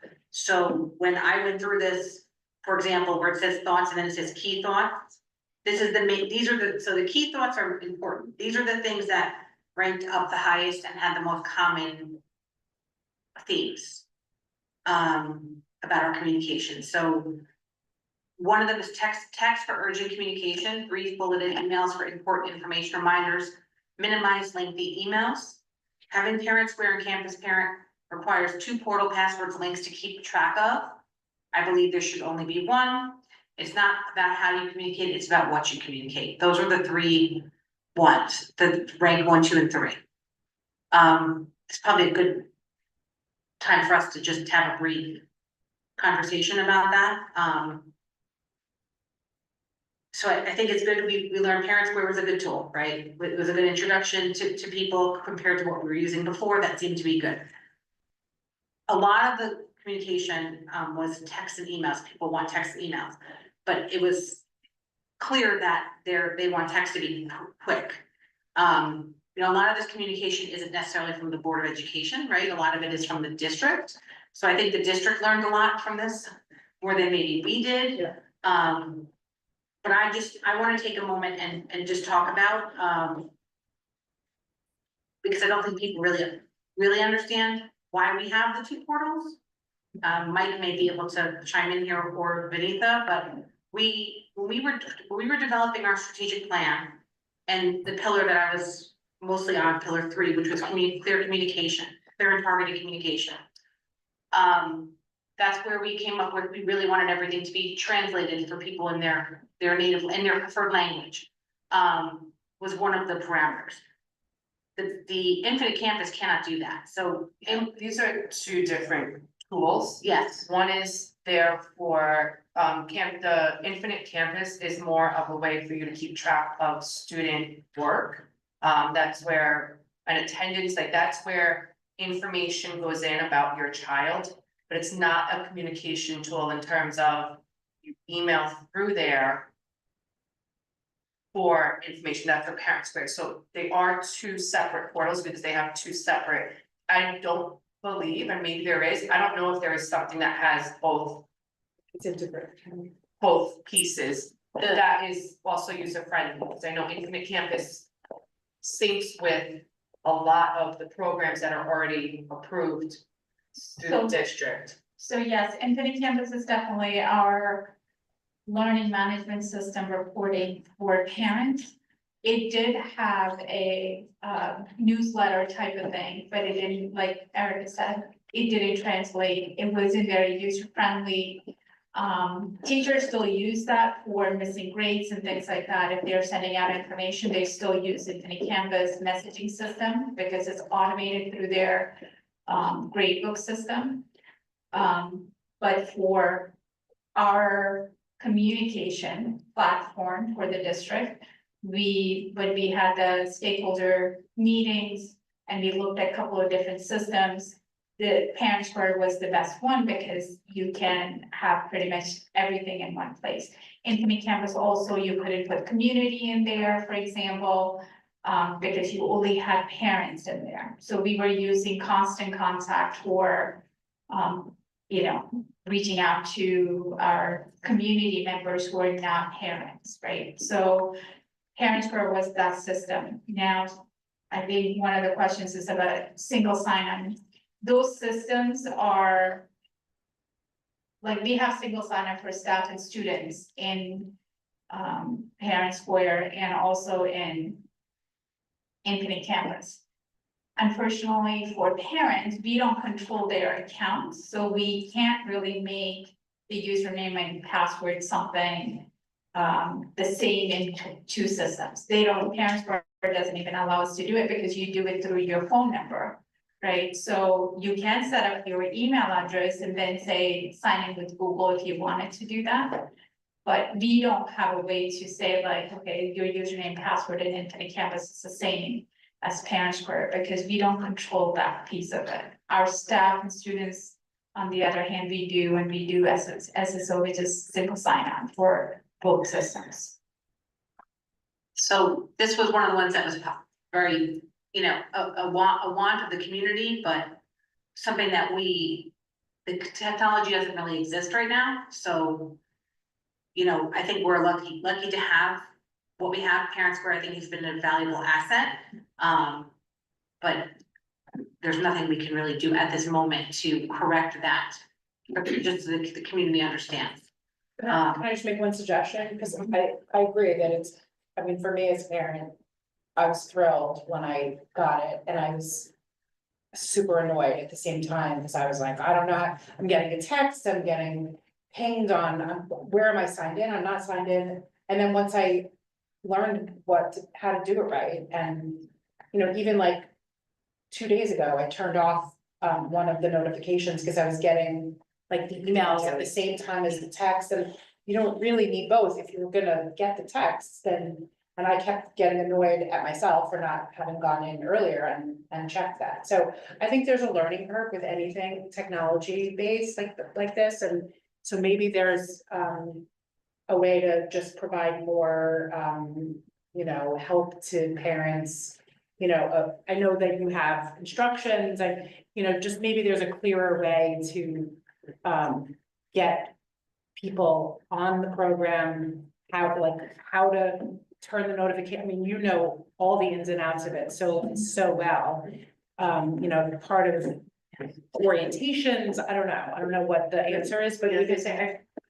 But yeah, you've done presentations on it. Yeah, I know you guys have, but I think people still, for every sporting event I go to, someone's like, I don't know how to use it, I don't know how to use it, I don't know how to use it. And like, when you sit with somebody and tell them how to use it, it changes everything. But I feel like beneath the. So I know for the STEAM Innovation Day, we did offer a class on, you know, district tools and communications and stuff, but, you know, we don't get everybody to come to that. I did attend like the BD had a ENL night. I did attend that, helping them set up their. Just highlighting that that's available at those things a little bit more, just so people can, that may bring more people out to begin with, but. Yeah. Even just to go over it to you, like have a sign on you that says, I can help the parents square. And also like, once you download it on your app, then the login is not an issue, right? Because once you have it on your app, it opens up all the time, Right. so. I have a comment too, so I have 4 kids, so I get lots of notifications on Parent Square, but it's okay, because I feel like if I miss one, I can see the email, and then I'm kind of like used to going back and forth between the app and the portal. Like Margaret sent out on the Parent Square, will list exactly where to go in the portal, exactly where to check for the iReady, for the report cards.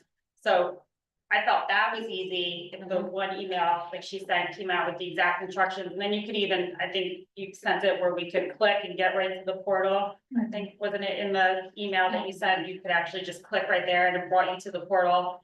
And I also was talking to another parent the other day, I think she was emailing you from like the parking lot we were standing in, and she's like, I forgot my login for parent portal.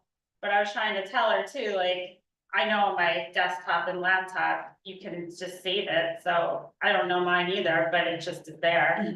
Yeah. Like it's saves, you know? Until it's not. and Yeah. then You have to call. when you- Right, but you can save it Yeah. on your computer, so every time you log in, it is there. So, Yeah.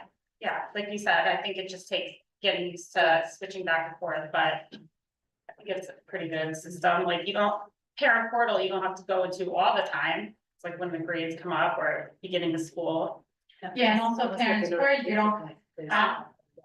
on parents where you don't have to log in because you just get push notification to your email at parent portal. Every time, like, you can get notifications on the campus. For every. For like Yeah, I any time get it that the for teacher. every puts single something thing, that- yeah. Yes. Yes, I signed up for that for middle school. Yeah. But that's good for that. I know. I thought it was interesting, because we've been looking at all the different modalities for us for communication, and almost all of it came back to, like, people want something quick, so they just want to text, so like, I know we wanna do all these great things, almost everything when we were going through this, we sat with I forget her name, the person who organized all of this in the company. She sat. Rupert. Yes, thank you. A lot of it came back to people don't necessarily want to go out. People don't necessarily want emails, people don't want all of this stuff, they literally want a quick text that's going through. But we're kind of doing that, maybe not as a board, but as a district through the parent, because it does come through as the text to lead you to there. But not a dedicated text with a specific message only, text, you know, like. It would be lengthy. What's going into the parent square. Right. I'm just Like, I saying, get at like, least, like, nobody, for their never sent a title. text out from the board, you know, like. If we send, if we send a text, and I don't know how this works, if we send a text. We want everyone in the whole community that we have cell phone numbers for to receive a text from us. Saying, we're having a board meeting on whatever night. Here's a link to the agenda. Is that actually legal? I don't know. Who are you asking? In general, I'm not sure that the school district can technically text message everyone unless they've opted into getting that text message. Where would you get the information from? You would get it from the district. Yeah, You mean the cell phone numbers? Yeah. Yeah. Right, so you do have to have an opt-in text list that. Which is, I mean, don't we all fill those out at the beginning, like, if you want your. I think in that particular case, it would probably be the district notifying the community through similar signups that they opt Yeah. into in our parent square groups, that the Board of Education is holding a meeting. Like posting our agenda, you Yeah. know, we send that out through Parent Square to everybody. If they're opt into text messages, they're given permission to do that, okay, right? That's what. so maybe that's how, maybe we, as part of this, Try that. try that with one of our upcoming meetings or something and. Like the line by line budget meeting. Yeah, we can send that a text message out for that. And let's just see, I mean, If they get both, that's the only thing, if they get both. They would get the email, I mean, that would be like alerts, yeah, right, rather than a post. It would be like an email, a text message. We don't have to send out a voice call, but it would be both email and both. text. okay.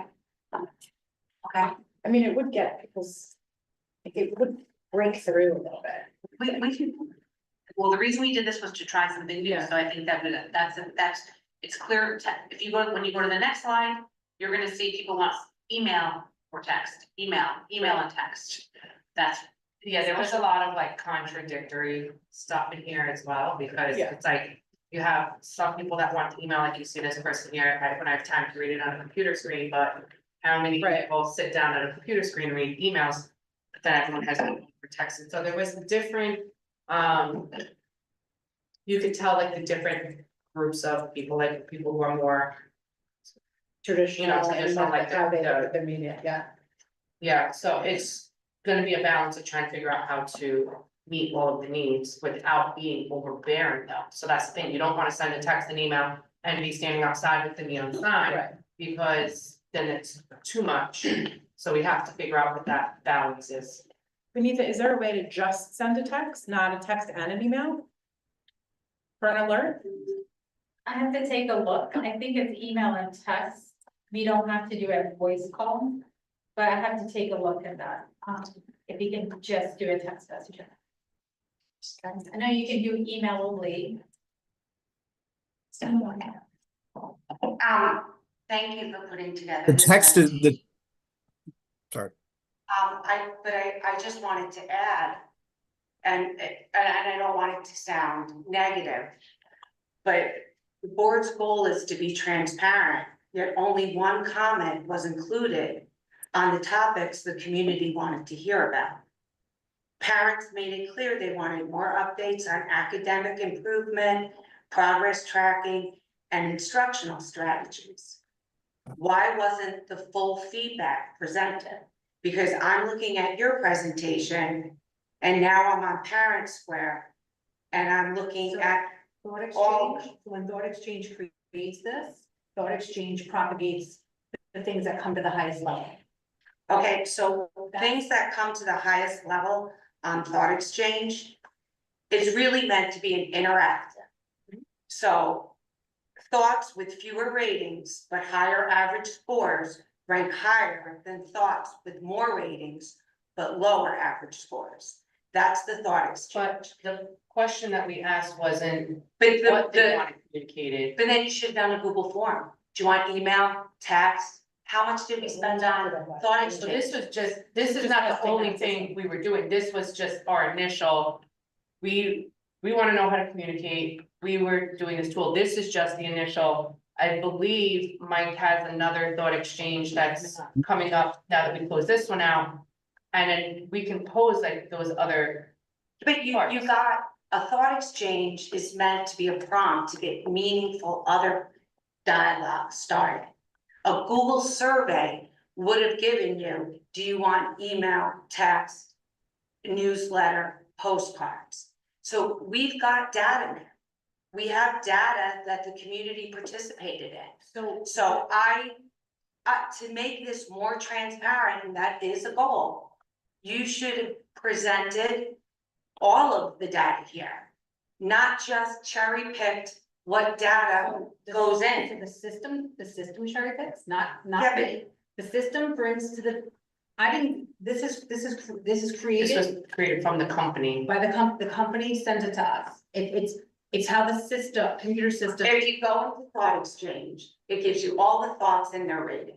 So you would have to know how to go in there, and most people are just gonna go in and rate it and be done with it. I think that we owe the community. So we're talking about how do you get into the parent portal, how do you get into the Big Campus, to take these thoughts and add them to this presentation and present it to the community. But that's a separate, the topic for this particular one wasn't that, we can address those, but not for the presentation, because it's not answering the question. But once again, if you just wanted to know if they wanted email, text, newsletter, We or can do postcards. that stuff. The top three things are text for urgent communication, brief bulleted emails for important information reminders. Having Parent Square and Campus Parent requires 2 portals, passwords, links. It's not how you communicate, it's about what you communicate. Those were the three top things, the key thoughts of this Thought Exchange. Okay, so now go down to the next slide. All of the other thoughts that you included that are not top rated, and there are other thoughts that are highly rated that go number 4, 5, and 6. You didn't include in this, but you put this other stuff. The system did not pull those. Okay, but you only have certain amount of thoughts. I'm saying if we're being as transparent as possible, and I'm looking at this. But that's also public, so, okay, so let's just, to satisfy this, what we're gonna do is we are going to download that somehow. Even though I don't know if it's meant to do that, we're gonna figure out how to download that, and we'll just put up another presentation with all the. But I also think we should be using what they want information about. But we're gonna So- get, that will be another prompt. that could be another prompt that we have. So That we- was We into get this a lot prompt. of information just because people were using it to like, I think voice themselves. Mike wants to. What? Mike's trying to answer thought. they're encouraged to rank other thoughts. And so if you have a thought that has 29 rankings and all those rankings are low, what that shows is that that is a thought that people did not agree with. Or if you have a thought that has 29 rankings and people rank them as high, that shows that a thought is what people agreed with. And at the same time, I believe if you do provide your thought, you can go and see the other thoughts that have been provided. What we can do is we can definitely, I can follow up if the board would like me to, in one of my next emails out to the public. I can provide the full rankings of all the thoughts that were captured. I will tell you this, that when I looked at this, I looked at every single thought that was rated, and it is taken as information that we can use to help shape, communicate. I would wonder though if the board would be responsible for communicating out information about assessment, instruction, the progress of the district. That's just I would feel comfortable, more comfortable perhaps with the district sending that out. Because I would want any questions that came out from that to come back to the district. To the public about this. Yeah, that's not, but we're getting, the presentations are for us, we're not creating them. Okay, my last thing about your presentation is I'm looking at slide, and listen, I do appreciate you putting this together because I didn't put it together and I know you took time to do this. I'm looking at the 207 responses. You have 14% family member with no student. So that's 30 people who responded. Yep. Are we attributing those 30 people to the postcard that we mailed out? We could, we don't know. Do we know from the postcard, specifically using the postcard, did it have a different link to tell us that it was accessed from the postcard? No, and I mean, I even had questions that when we reopened it, I had the question of like, can we see, did that have any meaningful part? I don't think that we didn't do a different link. No, because it was all going, because then it wouldn't be able to aggregate. Well, there is a way on. There is a way to do it. No, then that would have to be from us, not from them. So if we do. But if we did two separate links, it would be two separate posts. Because I was even wondering, was it meaningful for us to reopen it? Well, my No, point did we is, get anybody after we? how much did we send to mail out the postcard? Was it $1,000, $2,000? I mean, was it cheaper? Mike, do you know how much the postcards? It's about $2,500. It was $2,500 to send out the postcard. So you Okay. had 30 people. You spent $2,500 for 30 people to fill it out. So that's 80. Yeah. Okay. Not assume that, you also can't assume that the people in the community didn't respond because of the book. Oh, okay. I think that if we're spending money on postcards and we're talking about sending out newsletters, my point is, we should know based on, because all marketers do that.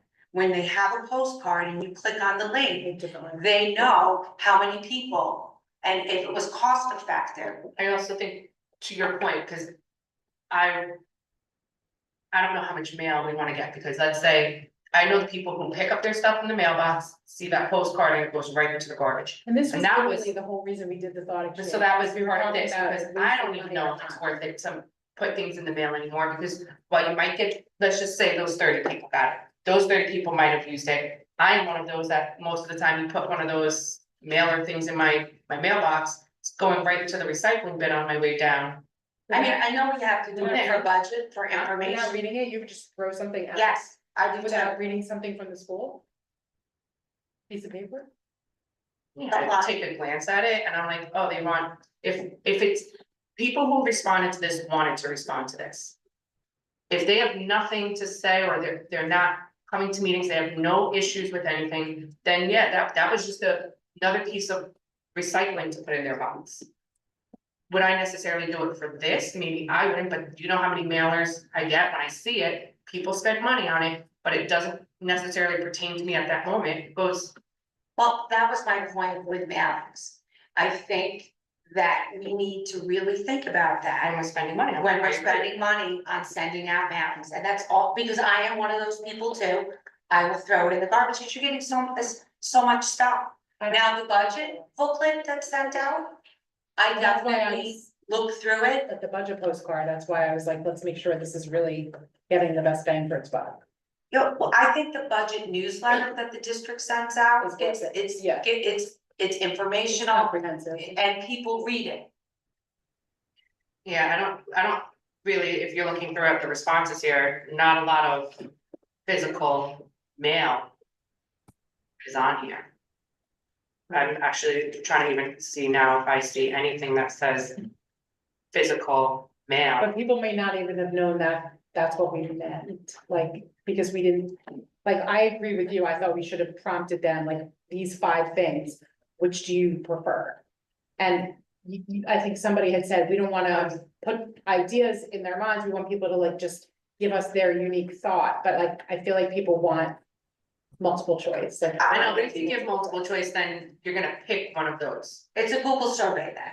But I also thought, when I looked through the responses, seriously, I'm like, okay, we look at how many people don't come to meetings. We look at how many people, you know, like, how can we get more people involved? And we've been up here talking about that.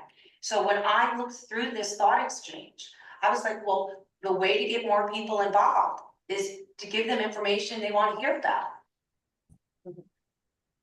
That's my only 2 cents in it.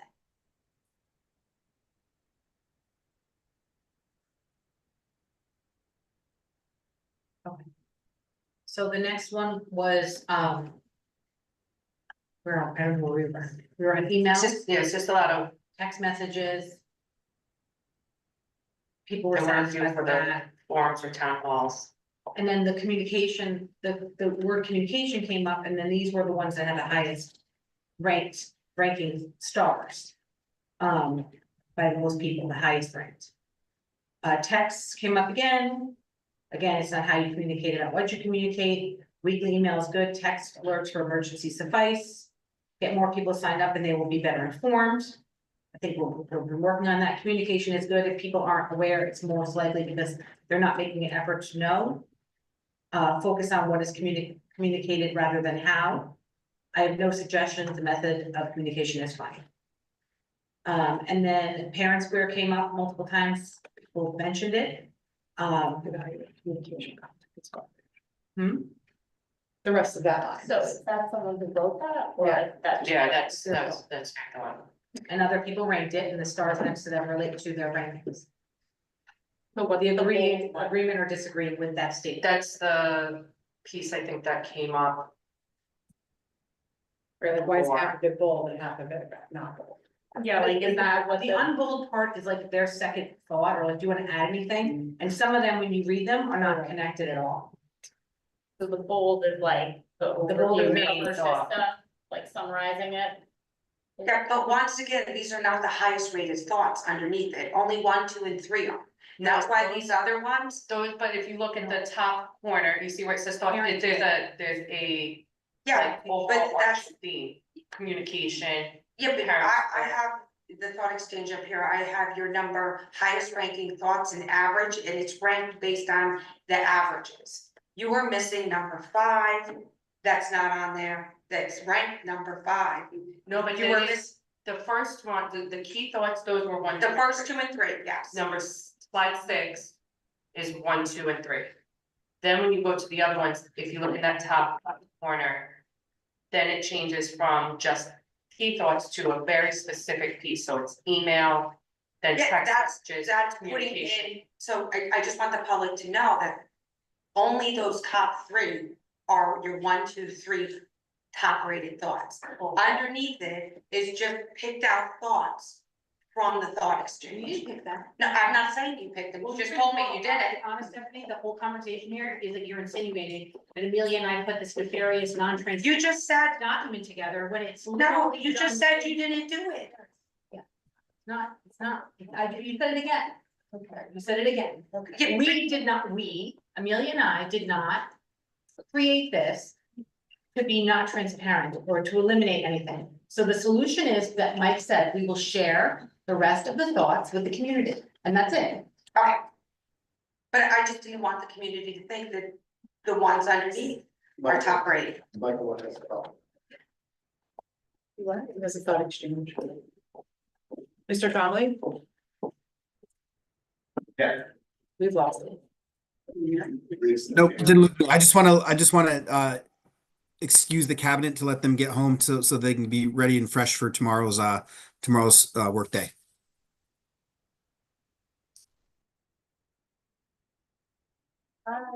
I'm also wondering if it, because it filters out, like this will filter out certain things, like if things are inappropriate or.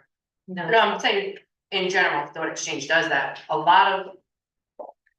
I'm just wondering what comments you're talking about, and is it related to the topic of the question? I think our best course of action is to just see how we can group all of this together, the information that Stephanie's asking for, and then try to just.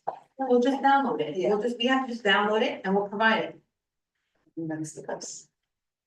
Yeah. And you know what, I'm not trying to be critical of you, and you just told me that you didn't make it. I don't, and I started off by saying, I appreciate that it was put together. And then you said that you didn't put it together, but I was actually disappointed that it all wasn't there. And frankly, I would expect it. If I'm gonna do a survey and a thought exchange and you want me to write, I would expect that I'm going to see everything. That would have taken, probably, that would have been. 40 Now- pages. Yeah. Now, it's, Let's just find a way where we can group Okay. all this information. Just get it as close as possible to what is requested. Or like you said, if there's a way to send the whole thing out, if Yeah, like anybody wants to maybe send People somebody, can log into thought exchange Right. and see all the thoughts. or just remind them they can go on to see the full thing, but the overview message was people want text and email. Right. That's all we wanted to know, right? And Should we text that tonight? We'll text that. no, the overall message is they want text and email, and they want certain things communicated. They want test scores, they want achievement, progress reports. But that's not minimize that. That's not coming from us anyway, so even if they want that, that's not, this is from the board, that's the district. We're not texting out or emailing I out. didn't say that you're texting out or emailing out that. I'm saying that if we want more participation at these meetings, maybe we should start having presentations on it. Just a thought. Can you text out a link to the meeting? That's not an idea too. that's Like, I was in the story we're talking. oh, yeah, like Yeah. an hour before the meeting starts or something, in case anyone wants to click on it. What do you guys, this beneath look up, it looks like we can just do a text message. Yeah, why don't you just Yeah. text every time, I mean, we have a reminder, meeting next remind week. our meetings in an hour. So we have a takeaway from this meeting that we're going to text out the agenda and the notice, not the notice, not the official notice, but a reminder about the line by line on March 15th. And that morning, you could text the link, how to watch it. or And then something. people are gonna tell us they're texting too much, but that's okay, we'll try. Don't text them all the time, but maybe just No, they weekly, want like the text. day of the meeting, just text people the link to the meeting, because a lot of time people. All we can do is try. Or link to the meeting. Just, I think the link to the meeting is better than, they know where the agenda is by now. Mhm. Just send a link to the meeting, so you can literally click on it and watch it on your phone. Yeah. If I get a link, I'll Send click it on to my it. kids. I need. Always like send me the link. They're 2 of the 60 people. There's 60 people on this. 16. 16. Oh, I 16. bet if you texted a link out, I like half hour before the meeting starts, people would watch it. Yeah. Okay, I think we have marching Yeah. orders. marching orders and how we should Okay. proceed. So now we're going to move on to our policy readings. It's like 14. And they're all first readings.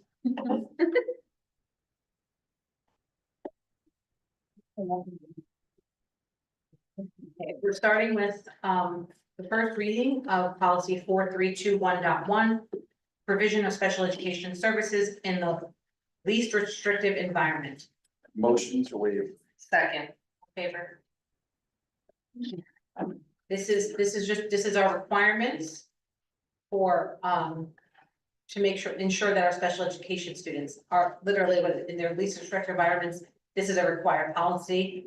We changed the language that was recommended to be more inclusive, and changed the typo.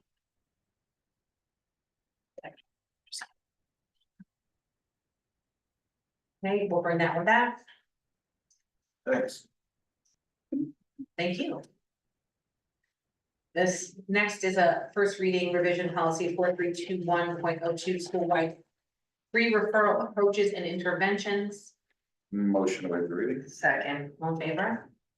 This is an additional required policy where we changed RTI to MTSS. And I was gonna say, a lot of these that we're going to see. Are all coming out of the PPS office. They were all part of the process of looking through all of these, making any recommended changes. These are all required. And as all this went through legal. So these were less, I wanna say, on the policy committee and more on like legal things that we have to have in place for our students. These are like 2000. Yes. Yes, with like an update on the laws that go through, like RTI is dated. MTSS is like the new buzzword instead. So we'll bring that one back.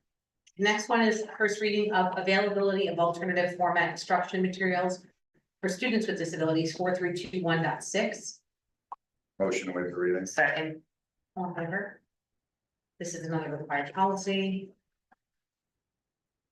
And this is just, as the title states, whatever instructional materials the teachers are using, books or anything, if a student has a need for it in a different format, that we are providing it for them.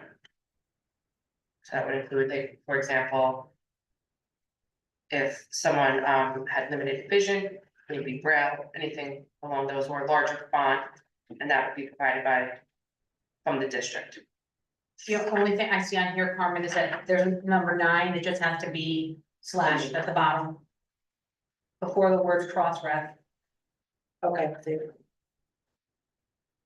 And bring that one back. The next is first reading policy 4321.9, declassification of students with disabilities. Motion to waive the reading. Second. Question about that one. It says that a student could be declassified and the CSE could say that they can use old assessments. So how does the district ensure students aren't declassified based on outdated evaluations if they're not using new assessments? I would suppose that would be more question for PPS. Yeah, To I answer. don't know, Mike, can you answer that by any chance? Stephanie, what paragraph are you looking at?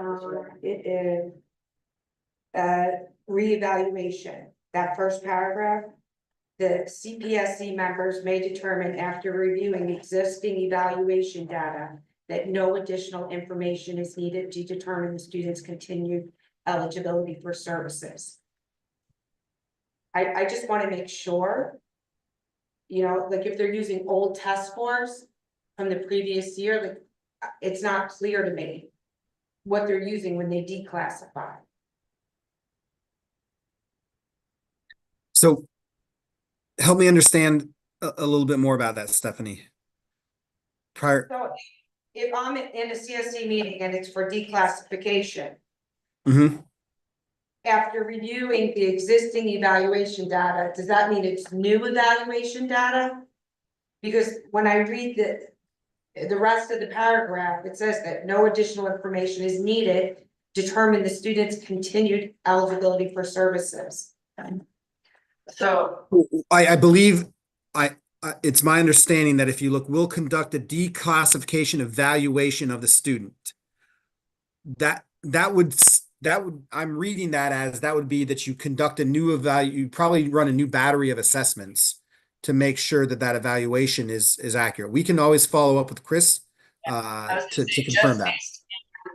My knowledge of when this occurs for students, it's not like, oh, this student needs to No, be you go through, declassified. you go through and everyone's. And at it's the usually CSC. over a year long process as well. Or I within a just year. wanna make sure that parents know they have the right to request more evaluations, and it said so at that meeting, if they don't. But yeah, parents should definitely be involved in that, that's, Well, yeah, they are, they're there. they're there. Can you just ask Chris? Hmm? What Will do. I mean, it's an exit evaluation, what test scores they use? I can ask what test scores are used if it's the most current, but also to make sure that parents have the right to have clarification on that. If this is what I'm hearing is the main question. He says that the parents have the right to request another evaluation. And I wanna make sure they know that. I'm gonna also put out there, it's not a test score, so it's not. Right. Well, it's psychological, it's. Yeah, so those- ethical, it's well, teacher reports. And It's numerous factors. they use their own testing Right, materials, but it's not like a test score, it's not like, oh, if I use Wilson or something, oh, you passed or failed. So it's not a test score, our other policy It's- says what we're using, right? yes, but it's not a score necessarily, it's the growth No, from that- there. I It's mean, not necessarily like, oh, you get to this score, you're automatically really, it's just declassified. usually. Well, that's actually a good question. I mean, is it grade level or is it a growth score like you're saying? But it would be growth score for being, it's not like, oh, I'm just trying to find the proper ways to word it, So we because it's use just, iReady, so if iReady's not gonna be what they're using to, that's used in the general class, all students are taking that, not all, but most students are taking that, that is not what is used to I can tell you, that's not what's gonna be used, there's other testing that is specific to the PPS department that they're using, there's other programs, so, I wish there was still, I'm just going off, like one is like Wilson or It's a something. question. I mean, I'm approving it. I just want to make Yeah, sure. well, we're not approving it tonight, Make sure we. we're just reading first reading, so we can bring that back for the second one, yeah. Yes, I will bring that back. That's what I was doing offline. I was typing to make sure I captured what we're going to be asking as a follow-up. The next one is policy 4321.12, timeout and physical restraint of all students. Motion to waive the reading. Second, Favor? This is another required policy. I think this is just the wording. We don't have this policy. no, This is a new policy for Henry Hudson, although it is a required policy. And it talks about touching and physically. there's also a regulation that we're gonna read after that goes into more detail. So all of our staff members who come in contact with students, special education students, are trained. We will have trained in what's called handle with care training, which is how to, if there is a need to restrain, it's done safely, and there is strict reporting after any type of restraint as well. And so that's both safety for the student and the staff member as well.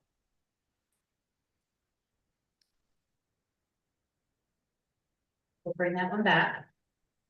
The next one is first reading policy 4321.12-R, timeout and physical restraint of all students regulations.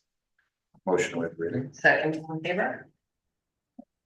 so we just looked at the policy, this is the regulation which goes into more detail about all of those, such as location, and the physical, how you would, restrain.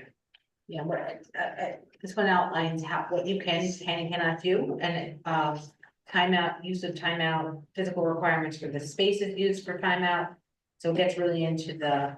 And it goes into what Mike was talking about as well, with the training that, that goes through.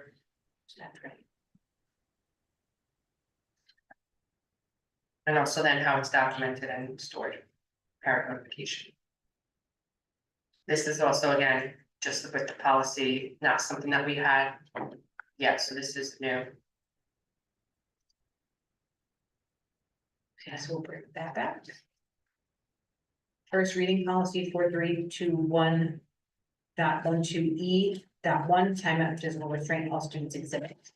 Motion to waive the reading. Second, All in favor?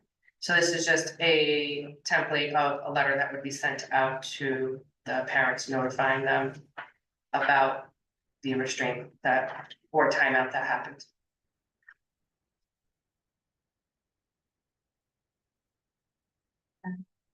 Next is first reading policy 4321.12-E.2 timeout, which is to restrain all students, another exhibit. Motion to waive. Second, and this is just an incident report that has all of the information about location, time, where, like, when it happened, what happened, who was there, who observed it, who was part of any of the pieces from there. Mike, where does all of this get filed and with whom when it's done? I have to follow up with Chris specifically, but definitely it has to get filed within the district, within special education. And I believe the nurse will receive, if we scroll down, I believe it may even say who. So it's, yeah, We it's, go back to the regulation. It does state there that the documentation will be reviewed as necessary. Like you said, by supervisory personnel, school nurse, other medical personnel, and the documentation will also be made available to the state education department upon request. I wanted to call that out. Thank you. Okay, the next one is first reading policy 4321.13 preschool special education. Motion to waive that. Second. Again, this is just a requirement and it goes through, if we needed to have, if a child needed to have early intervention and how it happens, where it happens, and what the district is responsible for.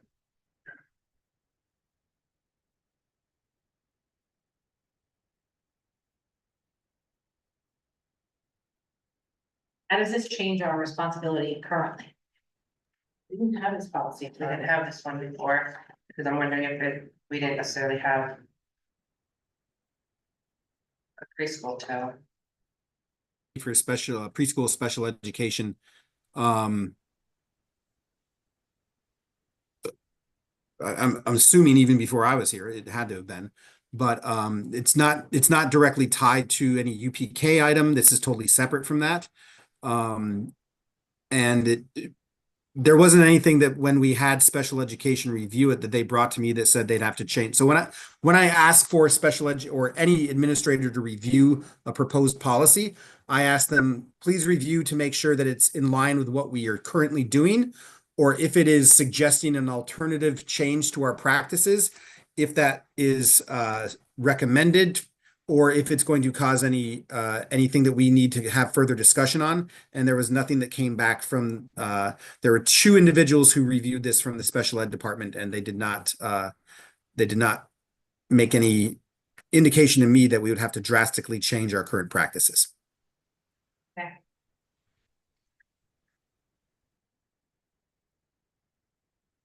Okay, the next policy is first reading revision policy 4327 homebound instruction.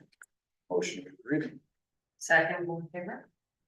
This is the one that keeps on coming back. yeah, this one, the time changed again. Yes. Trying to remember the numbers now.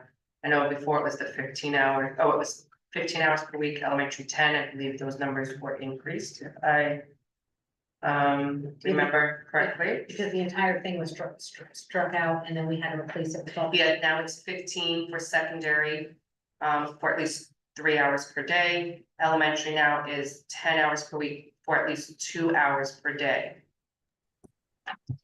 And just as a clarification on that, that does not have to occur during the illness, the hospitalization, the homebound assignment, or the suspension. Students are entitled for the number of days that they miss school due to any one of those reasons for homebound assignment to receive that even if they return to school. So it's there to help them catch up if they did miss that as well. And it also defined a little bit more because we just had health and disciplinary issues, and this defines a little bit more as to what those are. So that if someone needed clarification, it's there. Okay. This next one is the first reading of visitors to school regulation 1240./R. The regulation is intent. The Board of Education has authorized. Motion waive reading. Second, All in favor? so So this point was, of, point of privilege, or sorry, Mila. no, go ahead, you can go first. So this was in response to, this was a regulation we adopted in May of last year in an effort to ensure that any visitor coming into our school was properly screened. And as we know, regulations are the articulation of the policy into practice. So what we found is that in that practice, we want it's between having our schools be safe and secure in those inviting spaces.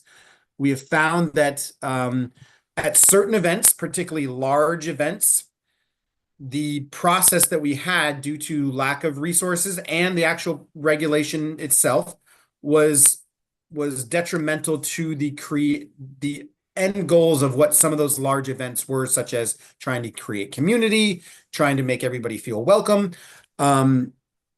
We wanted to adjust our regulation to make it still have that balance of safety and security, but we found that we needed to adjust it in a way. Particularly, we will always have, whenever we have students in the building during the instructional day, and when we have large numbers of staff available, we will have people have to be processed through the visitors management system. We are evaluating how specifically we will handle large events, such as an event where we have multiple schools coming for, say, a cheerleading function or a sporting event, or a music event at night. So we are currently working with our security coordinator, Amanda, to see what other districts are doing, what we can do given our physical plant and our physical layout of how we can achieve that balance. So one of those items was to propose that we have additional screeners on hand.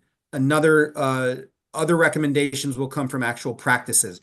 All of our building emergency response plans have how we handle visitors to school during large events after school hours. So we've had our building emergency response teams review those. And a component of that is to include signage at those events stating the expectations for behavior and security posture.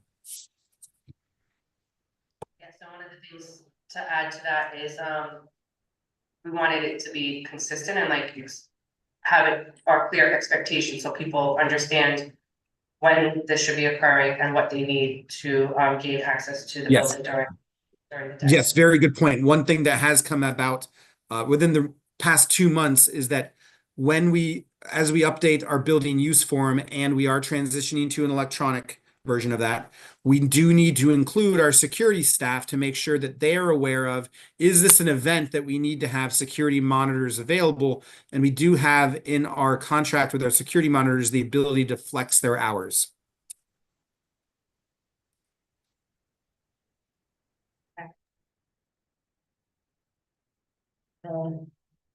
Final reading is policy 00000, educational flashing and mission statement.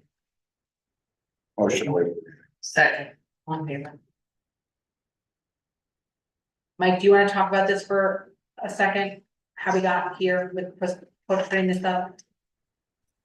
So when we talk about our mission statement, this is what the district uses to ensure that we all have a common belief, a common understanding, a common language to speak when we talk about what we want our district to be. So I often say a vision is what our hopes and dreams are to be, what we want to be in the future. Our mission is what we do day to day. So what we had done is the board had reviewed this in earlier meetings in the year. We had brought this back to our site-based teams and asked them to provide any feedback. And as of yet, we have not received any feedback. We asked multiple times because we wanted to make sure people had, this is the heart of what we do. This is who we are. This is what we do day to day. So we asked our site-based teams, to look at this multiple times, and there were no suggestions provided. So we and the policy committee are recommending that this is the adopted mission of the district. So we will bring this one back again, but this is how it is, currently. Okay, I guess, wasn't there something written out in the strategic plan that was last year, or is it ordinance with other issues? the strategic plan, mission and vision were not ever officially rolled over into this district's the district's mission and vision. And that's Never why, adopted it. that's why we landed on going out to site-based, figuring it out, seeing what the community thought. So we'll bring that back next week. That's our last policy of the night. Next is committee reports. I don't necessarily have any committee reports. I just want to give a plug for the Wizards this weekend on Saturday evening. They're coming and tickets are on sale online, and that's a fundraiser for the HHC app, and usually a lot of fun. Oh, and fashion show tickets are on sale for the high school fashion show. That's the following March 7th, and then the weekend after that is the high school play. And the weekend after that is the middle school play. Yep. So big, very, very busy March, everyone. Go online, buy your tickets for all the different events to celebrate our kids. First and second grade dance, yeah. A lot of stuff going on in March. The middle school is also doing a parents' night out that is sometime in April. Six- I wanna say maybe April. I thought it just, I think it's March 28th. I think that March at 28th. the firehouse. Yeah, I think it's March. Another March event? Yeah, I think it's the end of March though. the tickets Last March. already started on Shutter Up. All right, and then the next, any other committee reports? And I went to the, as, Technology. yeah, the technology committee, sorry, I'm losing my words at this hour. And Vinitha, as Vinitha summarized, most of the chatter was about the transition from printers not being in the classroom to being the centralized cloud printing, which is a big transition, mostly for the elementary teachers. I think it's hard for them because they have a lot of stuff in front of them and miss the ease of. And then there was a lot of talk about the laptops, and someone suggested in their district, the school pays for the insurance for all the laptops. I think it's Croton, actually. That's It's where? Croton. It's for student laptops. It's a number of districts, and it's I actually started the model in Pelham in 2013. Number of districts do it, and it is quite an expenditure. And it is a transition, as Trustee Bodine has said. I think just for like the middle school, she had said, it would be like a 30 grand kind of payment. But it would cut down on, so right now they have tons of kids that go in every day, take loaners that don't have insurance and don't, that they have to pay for it. So she's gonna get any more numbers. I feel like that's an unfortunate part of when you provide a one-to-one. Correct. Yeah, That's part of the risk you take when you provide a one-to-one Chromebook experience. And parents don't take out insurance. I don't know, maybe we need to push it a little more. Or come up with like a payment plan, like you can only get a loaner if you're paying towards the repairs. Even if it's $5 a week or something, Then the kids are not, then they aren't ready to learn because they don't have Chromebooks. and then that money appears. there aren't enough loaners, but we can't just have infinite number of loaners. I think there are 2 per class. So, for whatever reason, people come in without my kids never leave theirs at home or uncharged, so I wouldn't know, but. Mine does. I was being sarcastic, because they always do. But, To this day, but why not? yeah, Yeah. I think they are. They are, everything else. All right, so I think that. My committee report. It's a great committee I'm report. sorry, thank you so much, Lori, for you. You're welcome. We put a lot of work into it. It's a good committee report. Thank you. I think that's